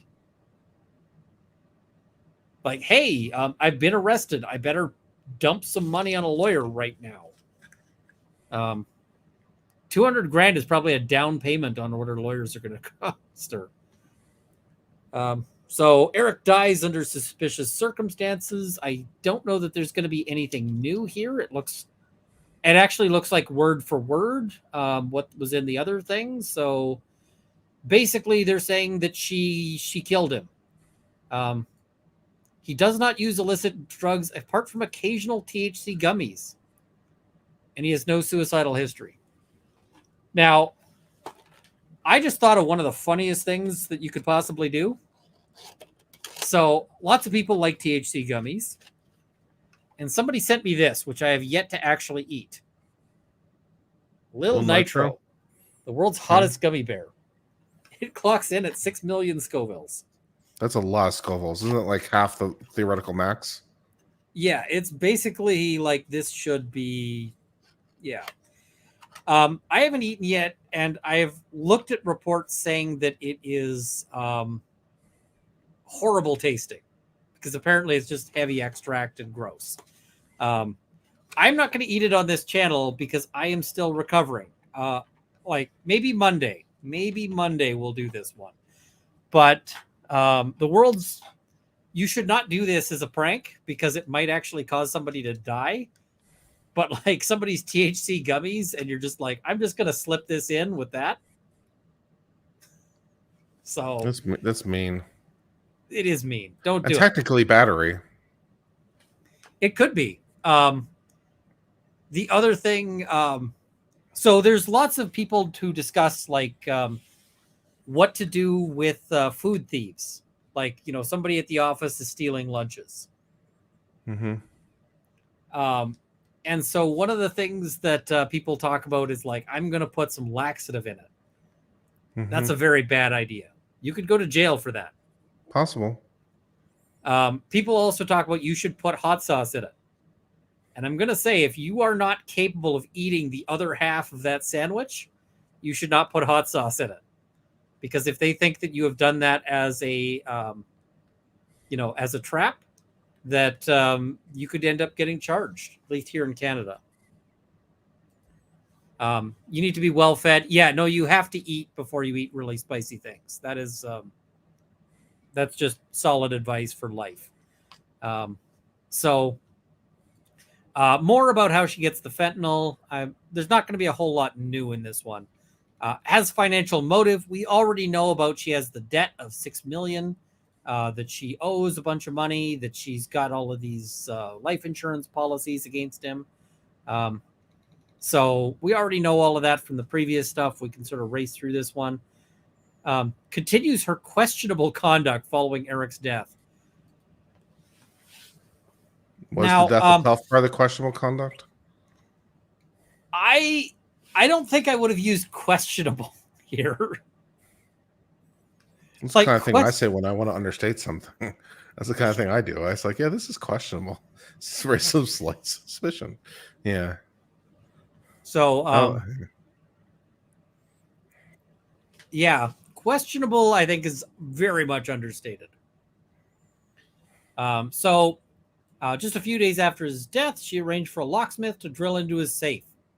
When she confronted him and said that she had no authority over trust property, she became enraged and punched Amy in the face and neck. This was the first time Corey learned of the existence of Eric's trust. Can you imagine that day? What's going through her head? She's just murdered this guy to get access to all of his stuff. And now she learns that he's taken these steps to wall it off, wallet off. So yeah, that'd be like a big, no Friday night with Rob. Rob has family stuff. He's not able to stream. This is the sort of poor replacement. Rob doesn't love you. Oh, Rob's got family stuff. He's not able to be here. And people say, "Oh, you're not a poor replacement." I can tell you, there are 1,200 people in the chat here, which is amazing. And if you haven't liked this stream yet, hit the like button. I don't know what we're at in terms of likes, but hitting the like button is free. It doesn't cost you anything. So, go ahead and do that. But I think Rob usually pulls out, Rob usually pulls down $2,000 on that for the, poor substitute. But I'm glad you guys are here. It, and it makes me wonder how I can up my game because Rob crushes it. Rob is amazing. So, Corey is charged with Eric's murder. Yeah, we know that. They only do like A through E of the text messages here. I guess they determined that these are enough. So she would be detained without bail while she waits for this. At the detention hearing, the court determined a reasonable jury could conclude there was substantial evidence showing that she'd participated in Eric's murder and had a motive to do so. Okay. She has or may have substantial assets and has recently sold or encumbered her assets. Basically, they're saying she has money and we don't know what she's doing with it. So now I don't know where that money is going because she owes $6 million. How much money could she have ready to go? So there are a ton of affidavits. That's why this is 255 pages, folks, because all of these things you see C Exhibit O, P, Q, R, S, T, V. Yeah. All of these things get filed as proof. Argument. The Slayer statute provides for certain remedies while a claim under the statute is pending. So they can ask for a temporary restraining order, injunction, or temporary restraining order and an injunction to preserve property or assets. Take any other action necessary to preserve the property or assets until a court makes a determination or for the payment of all damages or judgments. They should grant temporary relief. We're up to Exhibit W. So they should enjoin her from dissipating her property and assets. They say there's a substantial likelihood that the applicant will prevail on the merits of the underlying claim, which basically means we think the court is going to find she's a murderer. I think that seems likely. So far, based on the evidence, I have talked about Kohberger, where I think that the evidence has some substantial frailties. Yeah, there's a lot of thinness, at least on the public record on Kohberger. On the public record, there's a lot of thinness on Kohberger. On the public record, there's a lot of thickness on this one. So, yeah. General Tuggernot, I don't think I saw the picture of me and Rob, so send it my way. The applicant will suffer irreparable harm unless the order or injunction issues. Normally, it's hard to establish irreparable harm on money. Oh, it's almost impossible. But here, I think that they might have a case on that. Because if she goes to jail, she will never be able to earn another dollar. That's not true. She might be able to earn $5 a day working at, whatever sweatshop they've got there. Sweatshop is such an ugly name. You mean prison reform facility? I mean slave labor. So, yeah. The threatened injury to the applicant outweighs whatever damage the proposed order or injunction may cause the party restrained or enjoined. I think this might be hard if they're trying to say that you can't spend it on legal costs. If they're saying that you can't spend it on commissary money, then fine. But if they're trying to say she can't spend it on lawyers, that's a problem on that one. And the order or injunction, if issued, would not be adverse to the public interest. I'm kind of either way on that one. The public interest has an interest in stopping slayers, but also in people getting counsel. So the estate is substantially likely to prevail on its claim that she committed a disqualifying homicide. I feel like this is a yes. Yeah, they are basically saying that she is likely to have killed him. And that I feel like there's a fair bit of evidence to she's likely to have killed him. Yep. Threatened with irreparable harm. So further, the Slayer statute appears to anticipate that irreparable harm is the dissipation or loss of the killer's assets that may be available to satisfy judgments. Irreparable harm exists where the final equitable relief may be uncollectible. Fair enough. Okay. So it looks like money's irreparable harm in this context. Okay. It's kind of a unique context for that because usually money is not irreparable harm. Nope. Like usually if Kurt wants an injunction against me and he's like, if I don't get an injunction, it's going to cost me $1,000. The court will be like, fine, get the $1,000 at the end, right? If you win. So, yeah. All right. The estate is seeking substantial damages for his wrongful death. She has a history of moving assets in an improper fashion. I want to see if they mention the legal aspect. Can and likely will dissipate assets, including assets procured by his death in the absence of an injunction. Okay. So Corey will incur no damage whatsoever if she's enjoined. I don't know. Okay, we get to the next line. The next line is when they start saving it. To the extent she has essential expenses, such as reasonable attorney fees to defend against criminal charges, the estate does not seek to enjoin that type of expense so long as fees are reasonable and approved by a receiver and / or the court, and so long as the payments are not derived from life insurance proceeds. I mean, I think that that's a really good thing to put in your argument. Fair enough. So the estate does, however, object to her hiding assets, transferring assets for no consideration, having attorneys hold excessive amounts of money beyond anticipated legal expenses, or permitting the Corey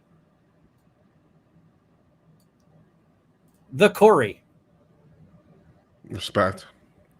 to spend any of the remaining life insurance proceeds. The Corey. So now she's not still a person, I guess. She's like some force of nature or something. Like the hurricane or something. She's a hurricane, that's for sure. She certainly is. So, now, the court, I would argue in response to say, listen, there is prejudice with her having to go to the court to say that it's a reasonable expense. Because now she's disclosing things that otherwise would be solicitor-client privilege to the court. Like how much she's spending on lawyers and what those expenses might be covering. Because if she says, hey, I need a sudden $500,000, right? The court might be like, why do you need that? And she's like, well, because we're going to be hiring these experts and that expert. And all of that would normally be privileged. So, yeah. General Tuggernaut, I can't really check all my DMs right now. So, but I appreciate, we'll chat in a bit there. Public policy. So they say the public policy exists because the statute says that the public policy exists. Fair. Court should impose a constructive trust on her assets and require the execution of a trustee's bond. So basically, this is how we want to lock up the money. Should appoint a receiver to manage her property and assets. Again, more about how they want to lock up the money. So the receiver basically says, I'm going to control all of your assets. I'm going to pass out who gets what. Conclusion, she appears to have committed the deplorable murder of her husband. And the law doesn't let her profit from that. She must be held to account. So court should enjoin her from dissipating any assets and appoint a receiver. I think that makes sense. So I don't know if they're going to get it, but I think it's likely from what I like. I think that's kind of my feeling on this. Do you have thoughts? No, not particularly. I mean, she did it.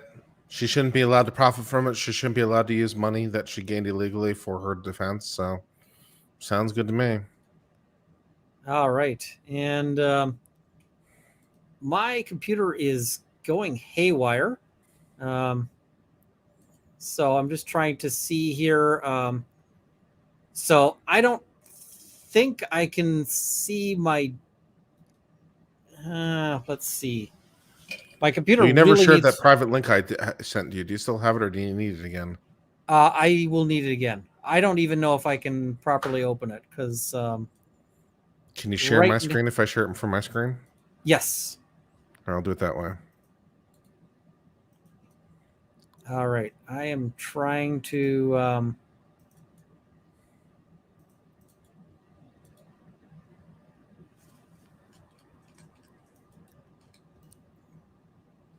what is it? I am trying to save this because my computer is acting super funky. All right. Oh, this is the this is what Rob made. Yeah, that's what Rob made. So he made you saw on stream last time, I think he showed one of his own that he did, and then he made some more. He made one for Lawyers and Dragons, and he made one for me. It's got a little USB power button there, so press it, and That looks is good. That is awesome. That's pretty good, man. That's pretty good, Wow. man. So I'm looking forward to getting that and putting it on my shelf. So that's pretty good. That'll look fantastic.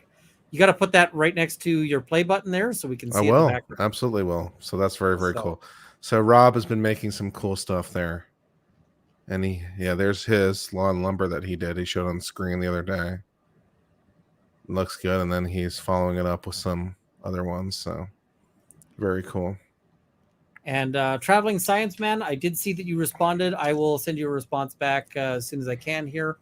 I am going to, I think we'll do a swoop here, and then I'll read some super chats and member chats and so forth and just wrap things up. Oh, wait, no, there was one more that I wanted to cover.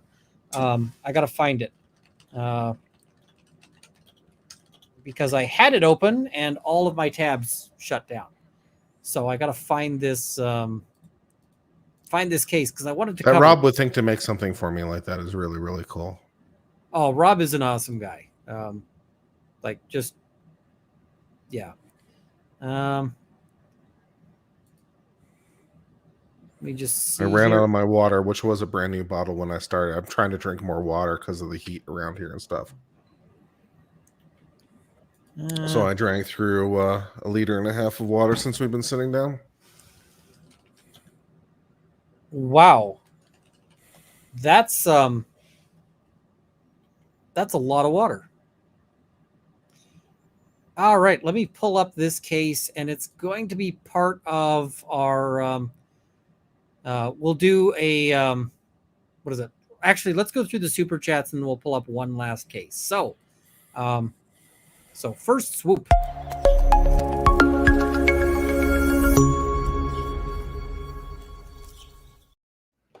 And Ian did leather coasters. That's correct, of course, chat. So yeah, I've got my friends making stuff for me. So lots of friends everywhere. Well, I like making stuff. My water bottle is literally sitting on top of my coaster. I use it every day. My water bottle is sitting right on top of it. I like making stuff, and I like being able to show appreciation to friends. So, yeah. I see Neurotic Nettie, 1 month of boom. And Veronica, wouldn't the book be profiting from her crime? Yep, that's one of the reasons why they... I mean, they want to shut it down for all sorts of reasons. But, yeah. Kelly GB, Ian, you are right. Chat rules. Chat always rules. Let's... It really is meaningful, at least, for me. It's so meaningful to have the chat there and share with me and support me as I'm dealing with my own issues. And I talk about my depression on my channel, and chat is supporting me, and talk about my workouts, and my chat supports me, and talk about my health journey, and chat supports me. And it makes a lot of difference to have that validation. So it really means a lot. You want to have a chat that, sort of builds you up as opposed Yeah. to takes you down. And Yeah, and perhaps because of my depression, it's more valuable to me. I couldn't speak to how it impacts other people internally, but I feel like it might be more valuable to me because of my depression. It really helps lift me up in a very meaningful way. I would not want to face an angry chat, every day and that kind of thing. So, an angry or an abusive or mean chat.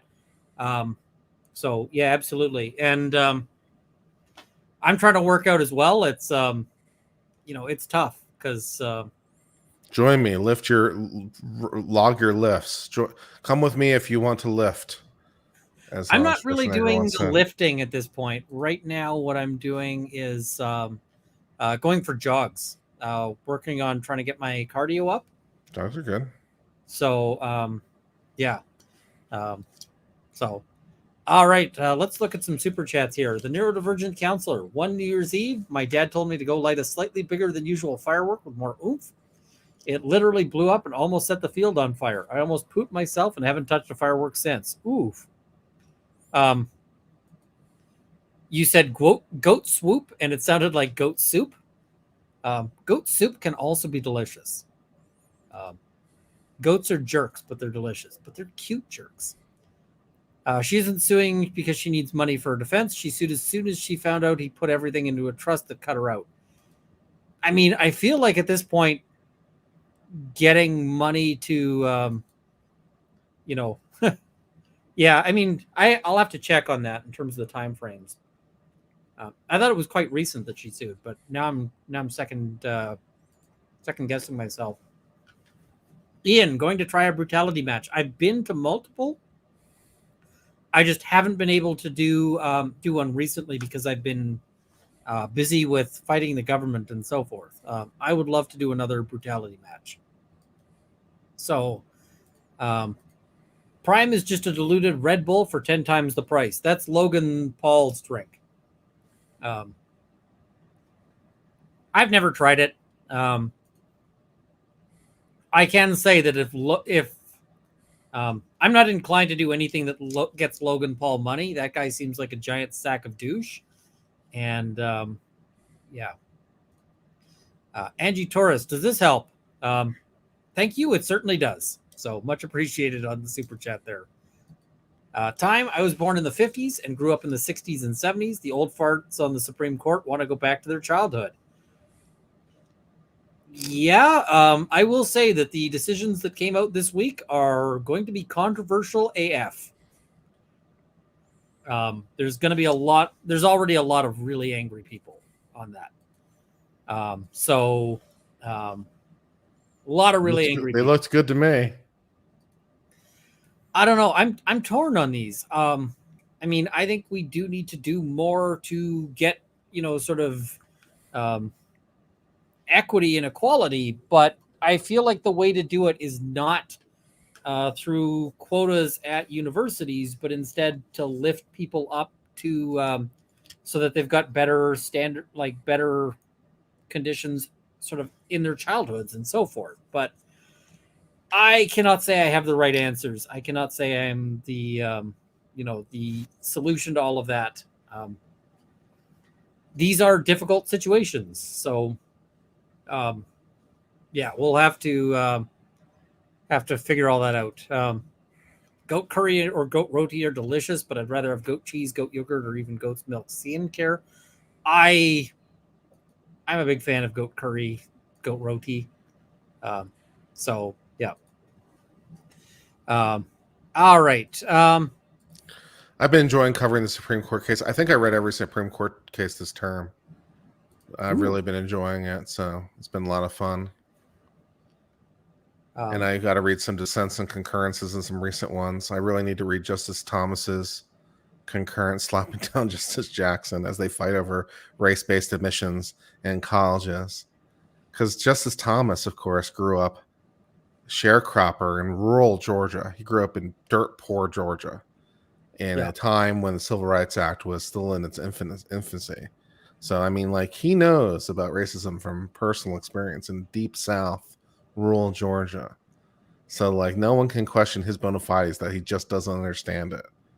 You know? So I need to read him slapping down Jackson. That'll be fun. Fair enough.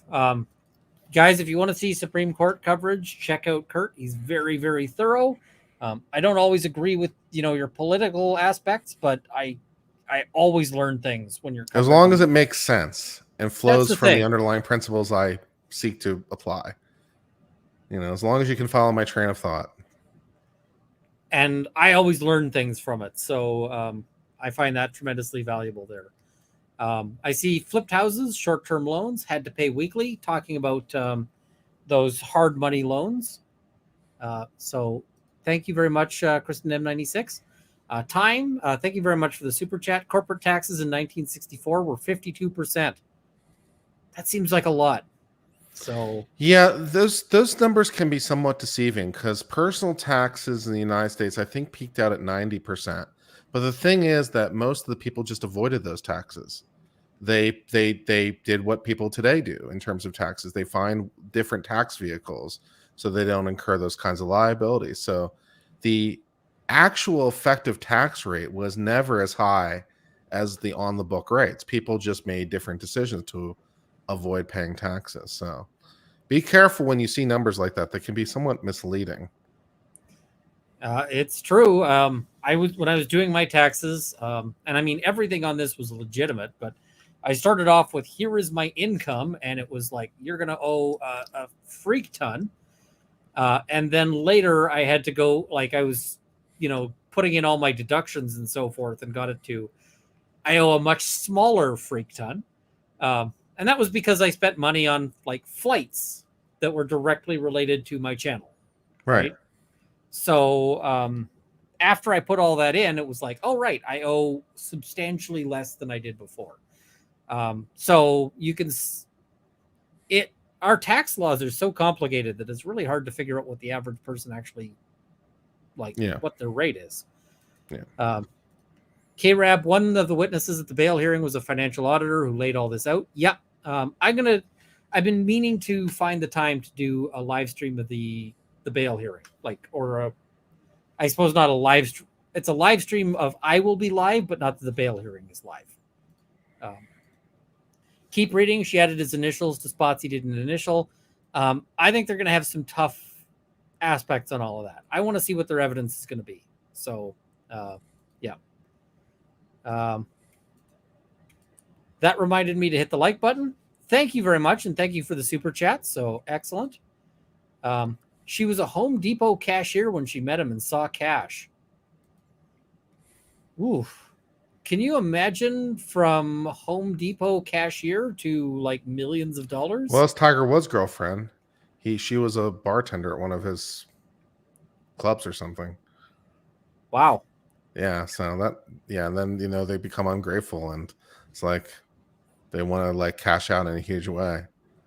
Well, it's a really depressing tale for the rich. It's like you meet it's really depressing tale for some of these guys because like you meet someone and then they just wind up seemingly exploiting you.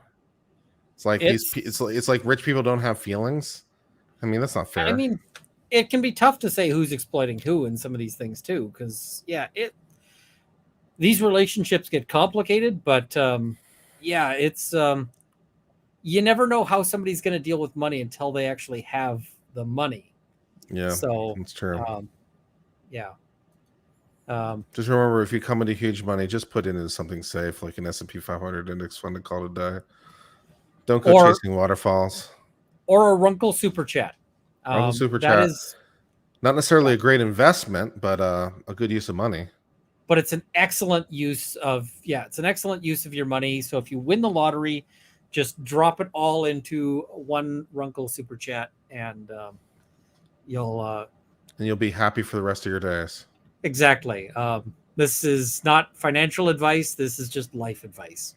YouTube doesn't mind giving life advice. So if the corpse don't spit, you must quit. Talk about the foam. Don't go see the Titanic. Good advice from the chat. Yeah, that's a good pro tip. Kat in Virginia, Kurt and Ian have hearts of gold. Well, thank you very much. Much appreciated. Kat P, thank you for the super chat. Much appreciated. Adrian Angevine saying, "Accept your heart of gold, Kurt." So that was talking about not gold digging. So Twisted Logic, thank you very much for the YouTube membership. It's much appreciated. Ryan Man YYC, unjust enrichment, like if YouTube demonetized a channel and still ran ads on it. Questionable.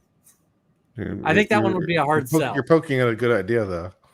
You're poking at a good idea, and it might make some lawyer very rich, but it's going to be a big gamble on it. So, they were Mormon. Can they divorce? Yes. As far as the government's concerned, yeah, sure. Yeah. Like you might have some issue with God. God might be pissed at you, but that's between you and God. The government doesn't really do that. The government thinks it's God, but not in the way you're thinking of. So yeah, they still allow, like the government still allows divorce even if your religion doesn't. Yeah, I mean, if depending on what religion you are, you can be a real problem. In certain Orthodox communities, if you don't get a permission from your husband for the divorce, they'll basically shun you completely from the community. They'll never let you marry again religiously. They'll completely shun you. I believe it's called a get, if memory serves correctly. It's been a while. But in Catholicism, some communities, you just can't divorce at all. Catholicism, you can't divorce. You can get annulments. So yeah, it's not particularly unusual that religions have a different view of marriage than the government does. So, but the government will let you get a divorce, sure. Yep, government is like, okay, yep. I see LDS faith allows for divorce. It does not allow for murder. Yeah. If there's a faith out there that allows for murder, find a different one. Fair. Why do so few Canadian police? And I think it's use body cams. I think that was an accidental double negative because most Canadian police do not use body cams. I don't think they like it because sometimes it catches police officers doing things that police officers ought not to be doing. So, damn straight. Isn't that funny? If you have nothing to hide, why are you afraid? If you have nothing to hide. We'll get to that one in just a moment because, do you need some sort of IP or patent on your hot sauce? You can't patent a recipe. You technically can if it's a unique recipe, but it would disclose the recipe. Yeah, so I wouldn't recommend everybody knows it, and it gives you limited time. So, like, let's say you got a patent on Coca-Cola. Yeah, it's a bad idea. You'd have to disclose exactly how you make Coca-Cola, which means then once the patent runs out, anybody can make Coca-Cola. Yeah. So the way they protect Coca-Cola is a couple of things. One, trademark. You cannot make another product called Coca-Cola, and you probably couldn't make another product that is a beverage that uses this same red can. Oh no, man, no! With that like squirrely font and stuff like that, with that visual appearance, not a chance.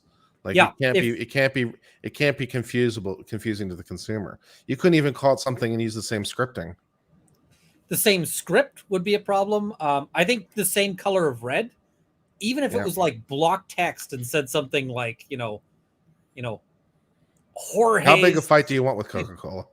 Yeah. That's the other thing is they could bury you in legal fees. So don't mess with them. But there's nothing that stops you from making the same product because they don't have any protection.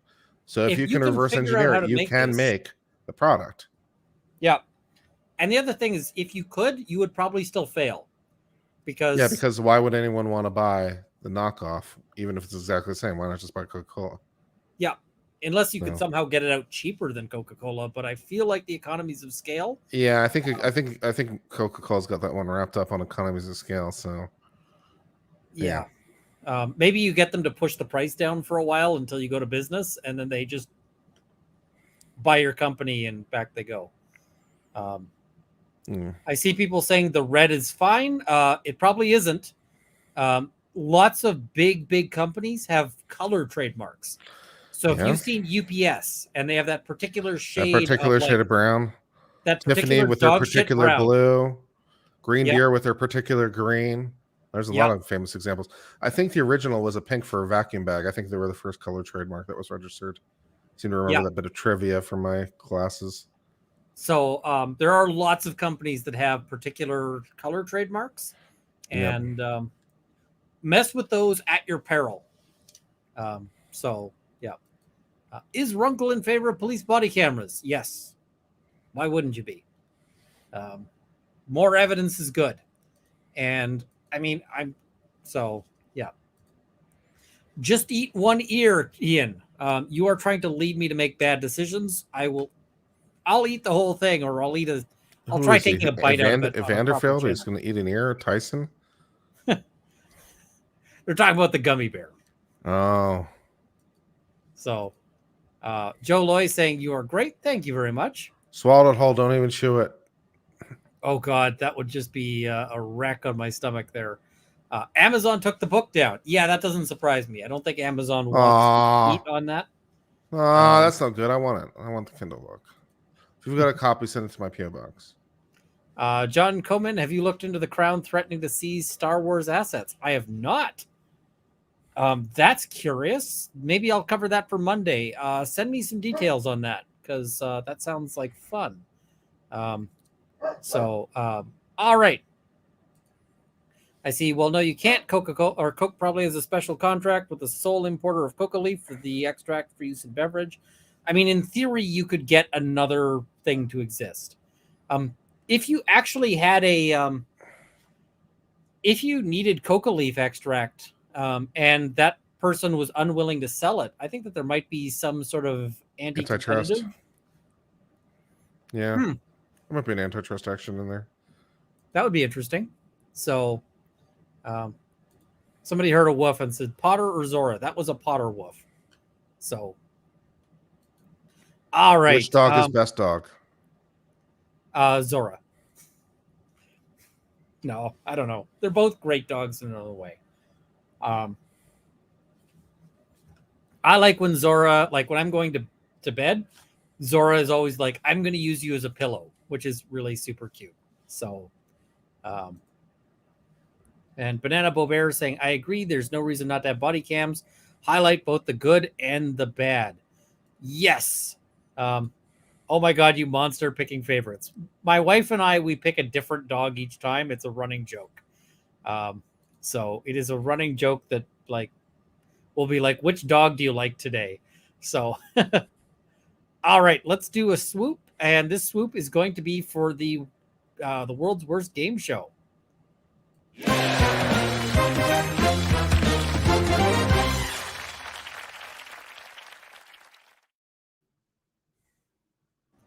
I got to put some text on that one, because this is for still a cop versus not a cop no more. Oh, I know the answer to every question. It's the worst game show because you always already know the answer.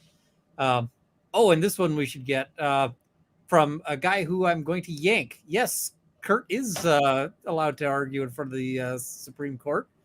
And it's my license right back there. It's right there. It's my license. And that username, you can come back when you've got a better username. And Kurt did pass the Texas bar. He's licensed in Texas, so your prediction is not very good. Kurt just owned you. It's the let me just pull that down. I have my Texas license right over here in the tube, and I got my U.S. Supreme Court license right there on the shelf. So let's have a look at this one. 2 police officers charged after allegedly stealing alcohol confiscated from the suspect. So yeah, this one is fun as to how they got charged, because you might think that this is one of those crimes that's really difficult to prosecute. It is. It's really difficult to catch people doing this. Stealing evidence. Because what happens is you get people, like I get accused, who say, I went into custody and I had a watch and I don't have a watch anymore. And I'm like, well, how did you know you have a watch? And they're like, well, you can see it in the video and you usually can't proceed with anything. It's just this watch disappears.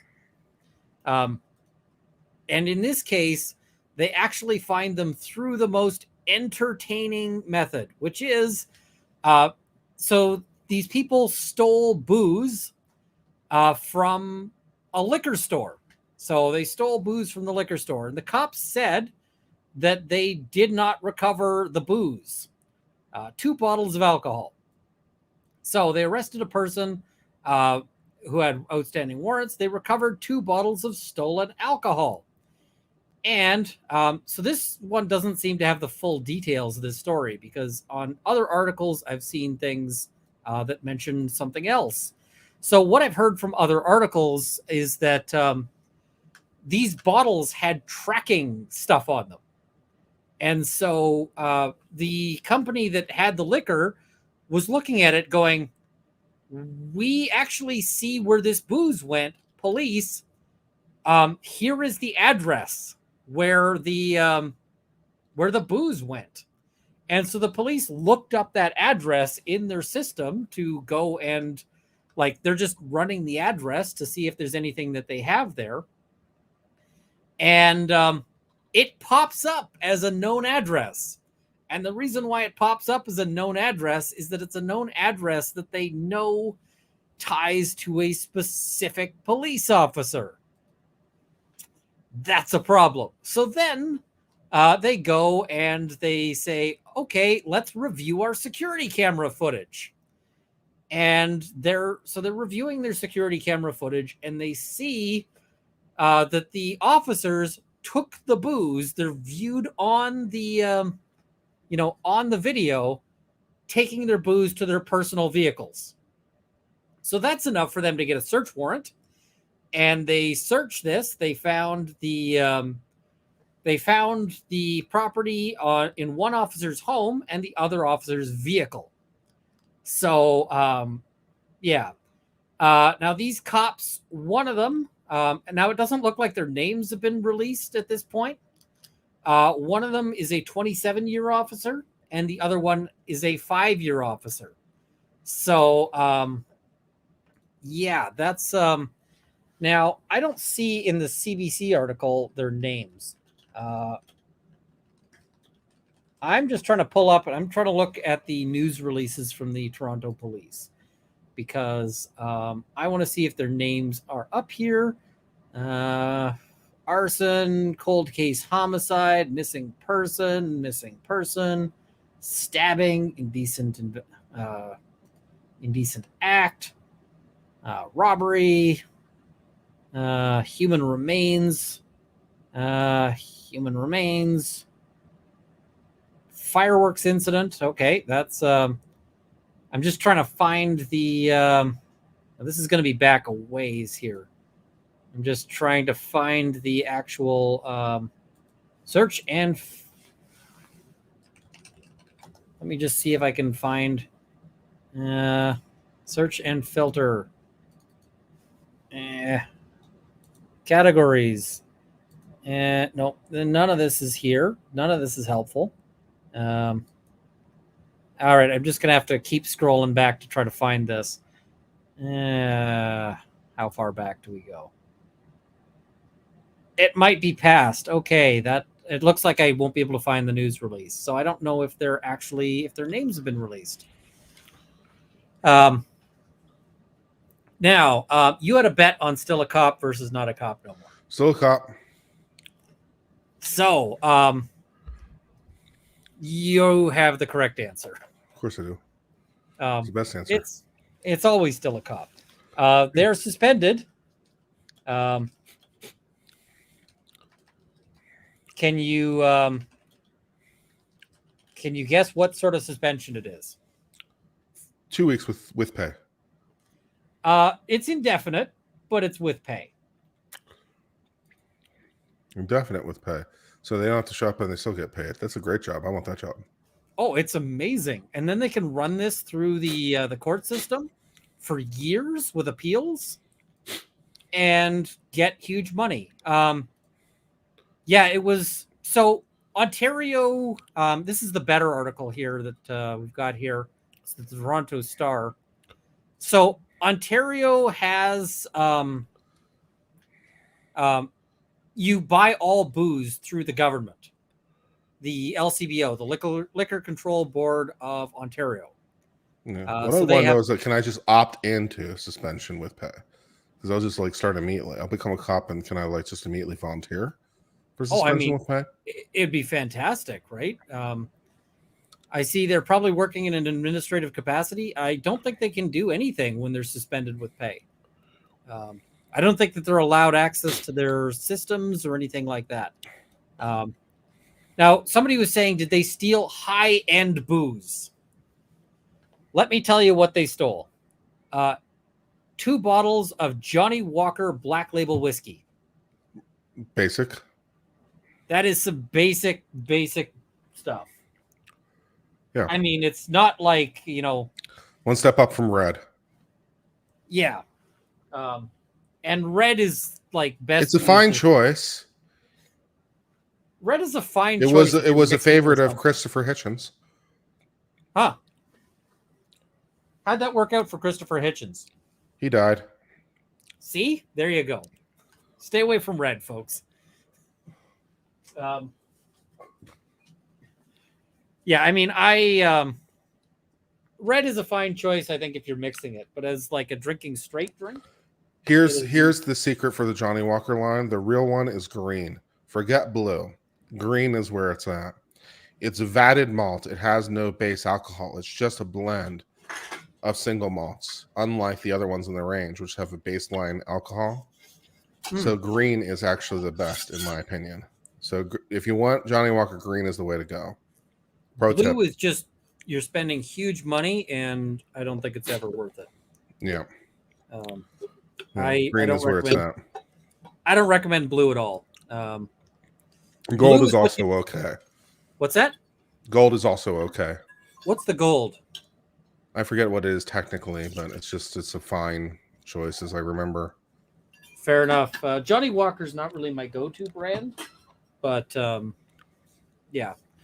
I just poured myself another drink here. This is what is it?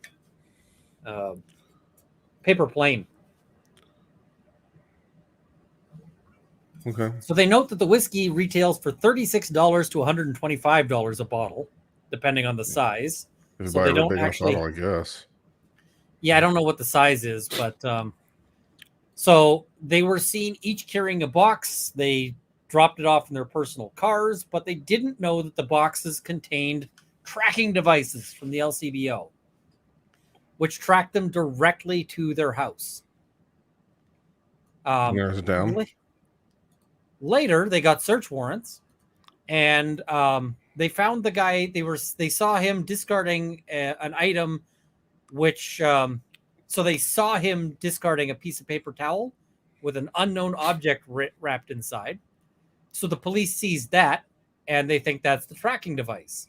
So basically, after these cops got home with this booze, they found the tracking device and should have gone, oh crap, but they didn't. So yeah, now I'm just wondering, we've got these 2 police officers, Brian James and Thomas Victor. They've been charged with theft under $5,000, possession of property obtained by crime, and breach of trust. Now, I'm just Toronto publishes a sunshine list, and the sunshine list is basically it. If you make over $100,000, it gets listed. Mm-hmm. So let's just see. What is Constable Brian James? Is he on our list? Search name, Brian James. City of Toronto Police Service.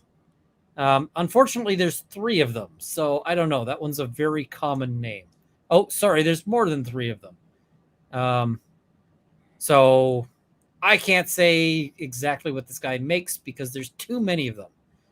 The other guy is Thomas Victor. Hopefully his name is a little less common. We'll have to see. Thomas Victor, City of Toronto Police Service. Looks like he is making, in 2023, $123,639.13. Not bad. Is that base pay or with overtime? That's base. Let's just see what that is in US. $93,355.27.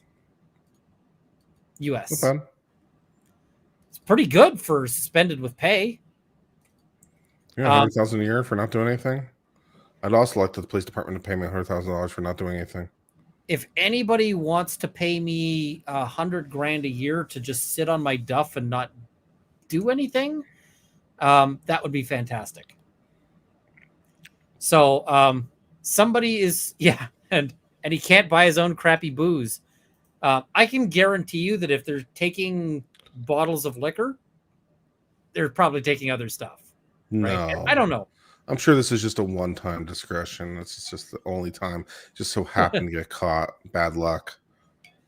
Now, these guys haven't been convicted of anything, so this is just, these are allegations at this stage, but I feel like they're allegations that have some fairly strong backing behind them. They did it. So if you want to sue anybody, you sue Kurt. Oh, yeah, sue me. Sure. So, yeah, I don't think they're going to file a lawsuit because... seeing as truth is an absolute defense, come after me, bro. Yeah, come at me, bro, is the great one there. Somebody was asking what's in a paper plane. So a paper plane is Aperol, Amaro Nonino, bourbon, and lemon juice in equal quantities. They taste like a lemon drop, or at least the first two taste like a lemon drop. The third one tastes like a lemon drop with a floor aftertaste because there are 3 kinds of booze mixed with lemon. So, yeah. Sounds nice. Ian Fortin noting, I caught an officer stealing $5,000 cash from his crime scene, did jail time. I would love to hear that story. So that would be fantastic. And good on you. All right. Now we got a couple more super chats and then I'm just going to wind this up and head to bed here. Excellent. So Kat W says, thank you for streaming tonight. Sending love to you and Kurt. Thank you. Emma Zay, thank you for 5 gifted memberships. Dusty says, happy Canada Day. Happy Canada Day, Kurt. Thanks. And Banana Bobert says, I agree. There's no reason not to have body cams. Highlight both the good and the bad. Yep. I mean, in this case, the body cams would have shown them arresting a guy with 2 bottles of booze, right? And then it makes it a lot harder for them to later have these bottles of booze. If you're going to steal booze, at least do Pappy or something. Make it worth your time. Yeah, no kidding. I would not be like, this is not tempting. So yeah. It's not even like, really very good at all. Yeah. It's, I mean, if you walk into a bar and order a whiskey, you might be getting Johnny Walker Black. Yeah. It's a fairly common rail whiskey. Oh. So I don't particularly care for it, but yeah, I'm a bourbon guy, not a Scotch guy. Oh, I like a good whiskey. I am right now drinking some of this. It's Japanese whiskey. Japanese whiskey can be good. I find that it's a little overrated for my taste, but yeah, it's good technically. The problem is because it got a good rating, so many of them jumped in price, and it's nuts. So, you know what I find really interesting is like the Pappy brand, Buffalo Trace. Some of their stuff is really, really hard to find now, where it didn't used to be. Like Blanton's is really hard to find now, where it didn't used to be hard to find. Eagle Rare is really hard to find, where it didn't used to be hard to find. Like their entire, even Buffalo Trace sometimes can be difficult to find. So it's interesting that their entire like brand became really difficult to find. You used to be able to find Blanton's all over the place and Eagle Rare all over the place, and now not so much. Today the Sake Festival is over the road from me at Queen Victoria Market. Big queues. Ooh, I would love to see that. Cat feathers. Sriracha is so hard to find. What the H? They're having shortage issues. They're having big production issues. So Sriracha is very hard to get, and the prices are jumping. So for the person in chat who asked what bourbon I like, right now I'm drinking either Knob Creek 9-year or I'm drinking Four Roses small batch. nice. I mean, I like a good scotch. I like a whole bunch of different things, but what is it? Alberta Distillers, somebody's mentioning, makes a surprisingly good rye, which is still available in plastic bottles. There's actually some Alberta liquor manufacturers who punch well above their weight. What is it? Is it Alberta Pure or something like that that makes a vodka that was rated way high, and it's a cheap. Yeah. So, any chance of And you I do have streaming? some Pappy. I have a little bit of Pappy in the cupboard, but Ooh, nice. it's very, very good. It's very, very smooth, but it's not worth the huge dollar figures that people talk about. I mean, the marginal value is pretty. It's great. It's a great whiskey. It's not as much as they want for the going price these days. If you can find it for retail, sure, but who can find it for retail? Oh, that's Pappy? Yeah. I've never tried it. Just never tried it. Any chance of you streaming some of the fireworks show from your phone like you did last year? I'm going to see if I can find my GoPro. If I can find my GoPro, I'm not actually sure where it is right now, but if I can find it, I will bring that to the show, record it, and then I'll probably do some of that on my Monday stream. Some of the fireworks. So, yeah. I love this.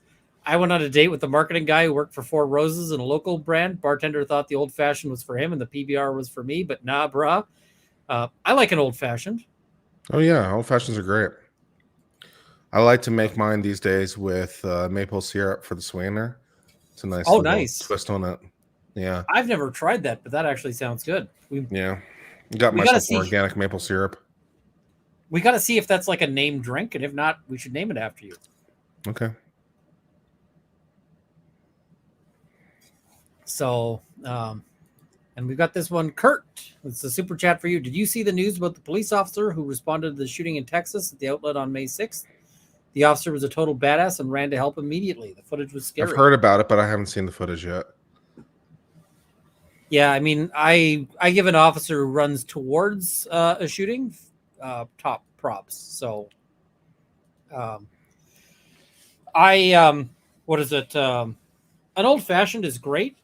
It's one of those drinks that you can tell a lot about a bar by ordering an old fashioned.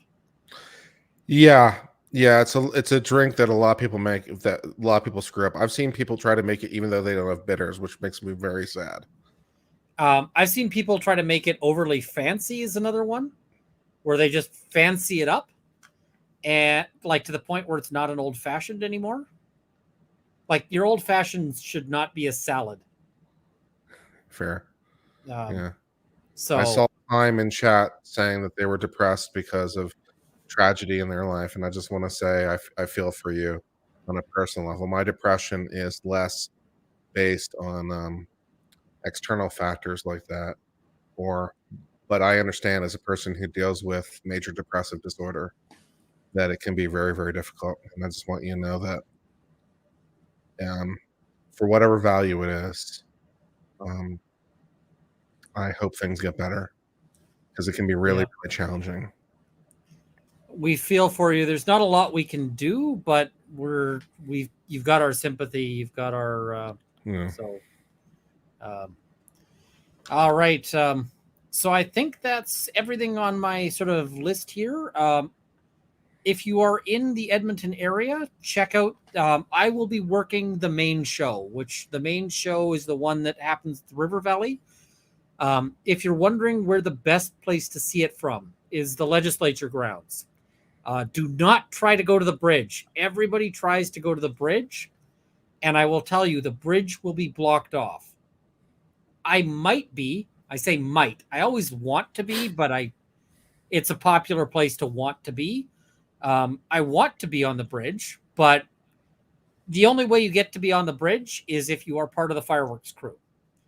Everyone else is not on the bridge. So, yeah, that's If you try to go to the bridge, you're going to end up stuck in a lineup where they're just police not letting you on the bridge. They clear that bridge. That bridge is actually part of the drop zone. And what drop zone means is that it is places where, spicy toys might land. So, yeah. When I'm up doing bridge duty, which I've done a few times, you're on the bridge, you're waiting, you're watching to see if anything lands on the bridge. And if it does, then, you have, you got to call that in. It'll get dealt with because that's a big deal. Now, that's if something lands that is still potentially explosive. You also just look for garbage because garbage lands up there all the time and you're just picking it up to make sure nobody's got it. Somebody is saying, Ian, don't go near fireworks. I will be handling fireworks. I will be handling them. I'll probably be dropping 6-inch mortars. So 6-inch shells into mortar tubes. I'll try to get some pictures. So, yeah. And this I'm envious of. I can buy a bottle of Pappy for retail once a year. Benefits of working for an alcohol retailer. Pretty good. If you ever feel inclined to I don't know how I'd ever get a bottle of Pappy. So, yeah. Are we getting the gourd gimlet tomorrow? Yes, I will almost certainly not be there. So, yeah. All right. I am going to run the outro here and we'll see you guys Monday, hopefully. So, bye, everybody. Bye-bye.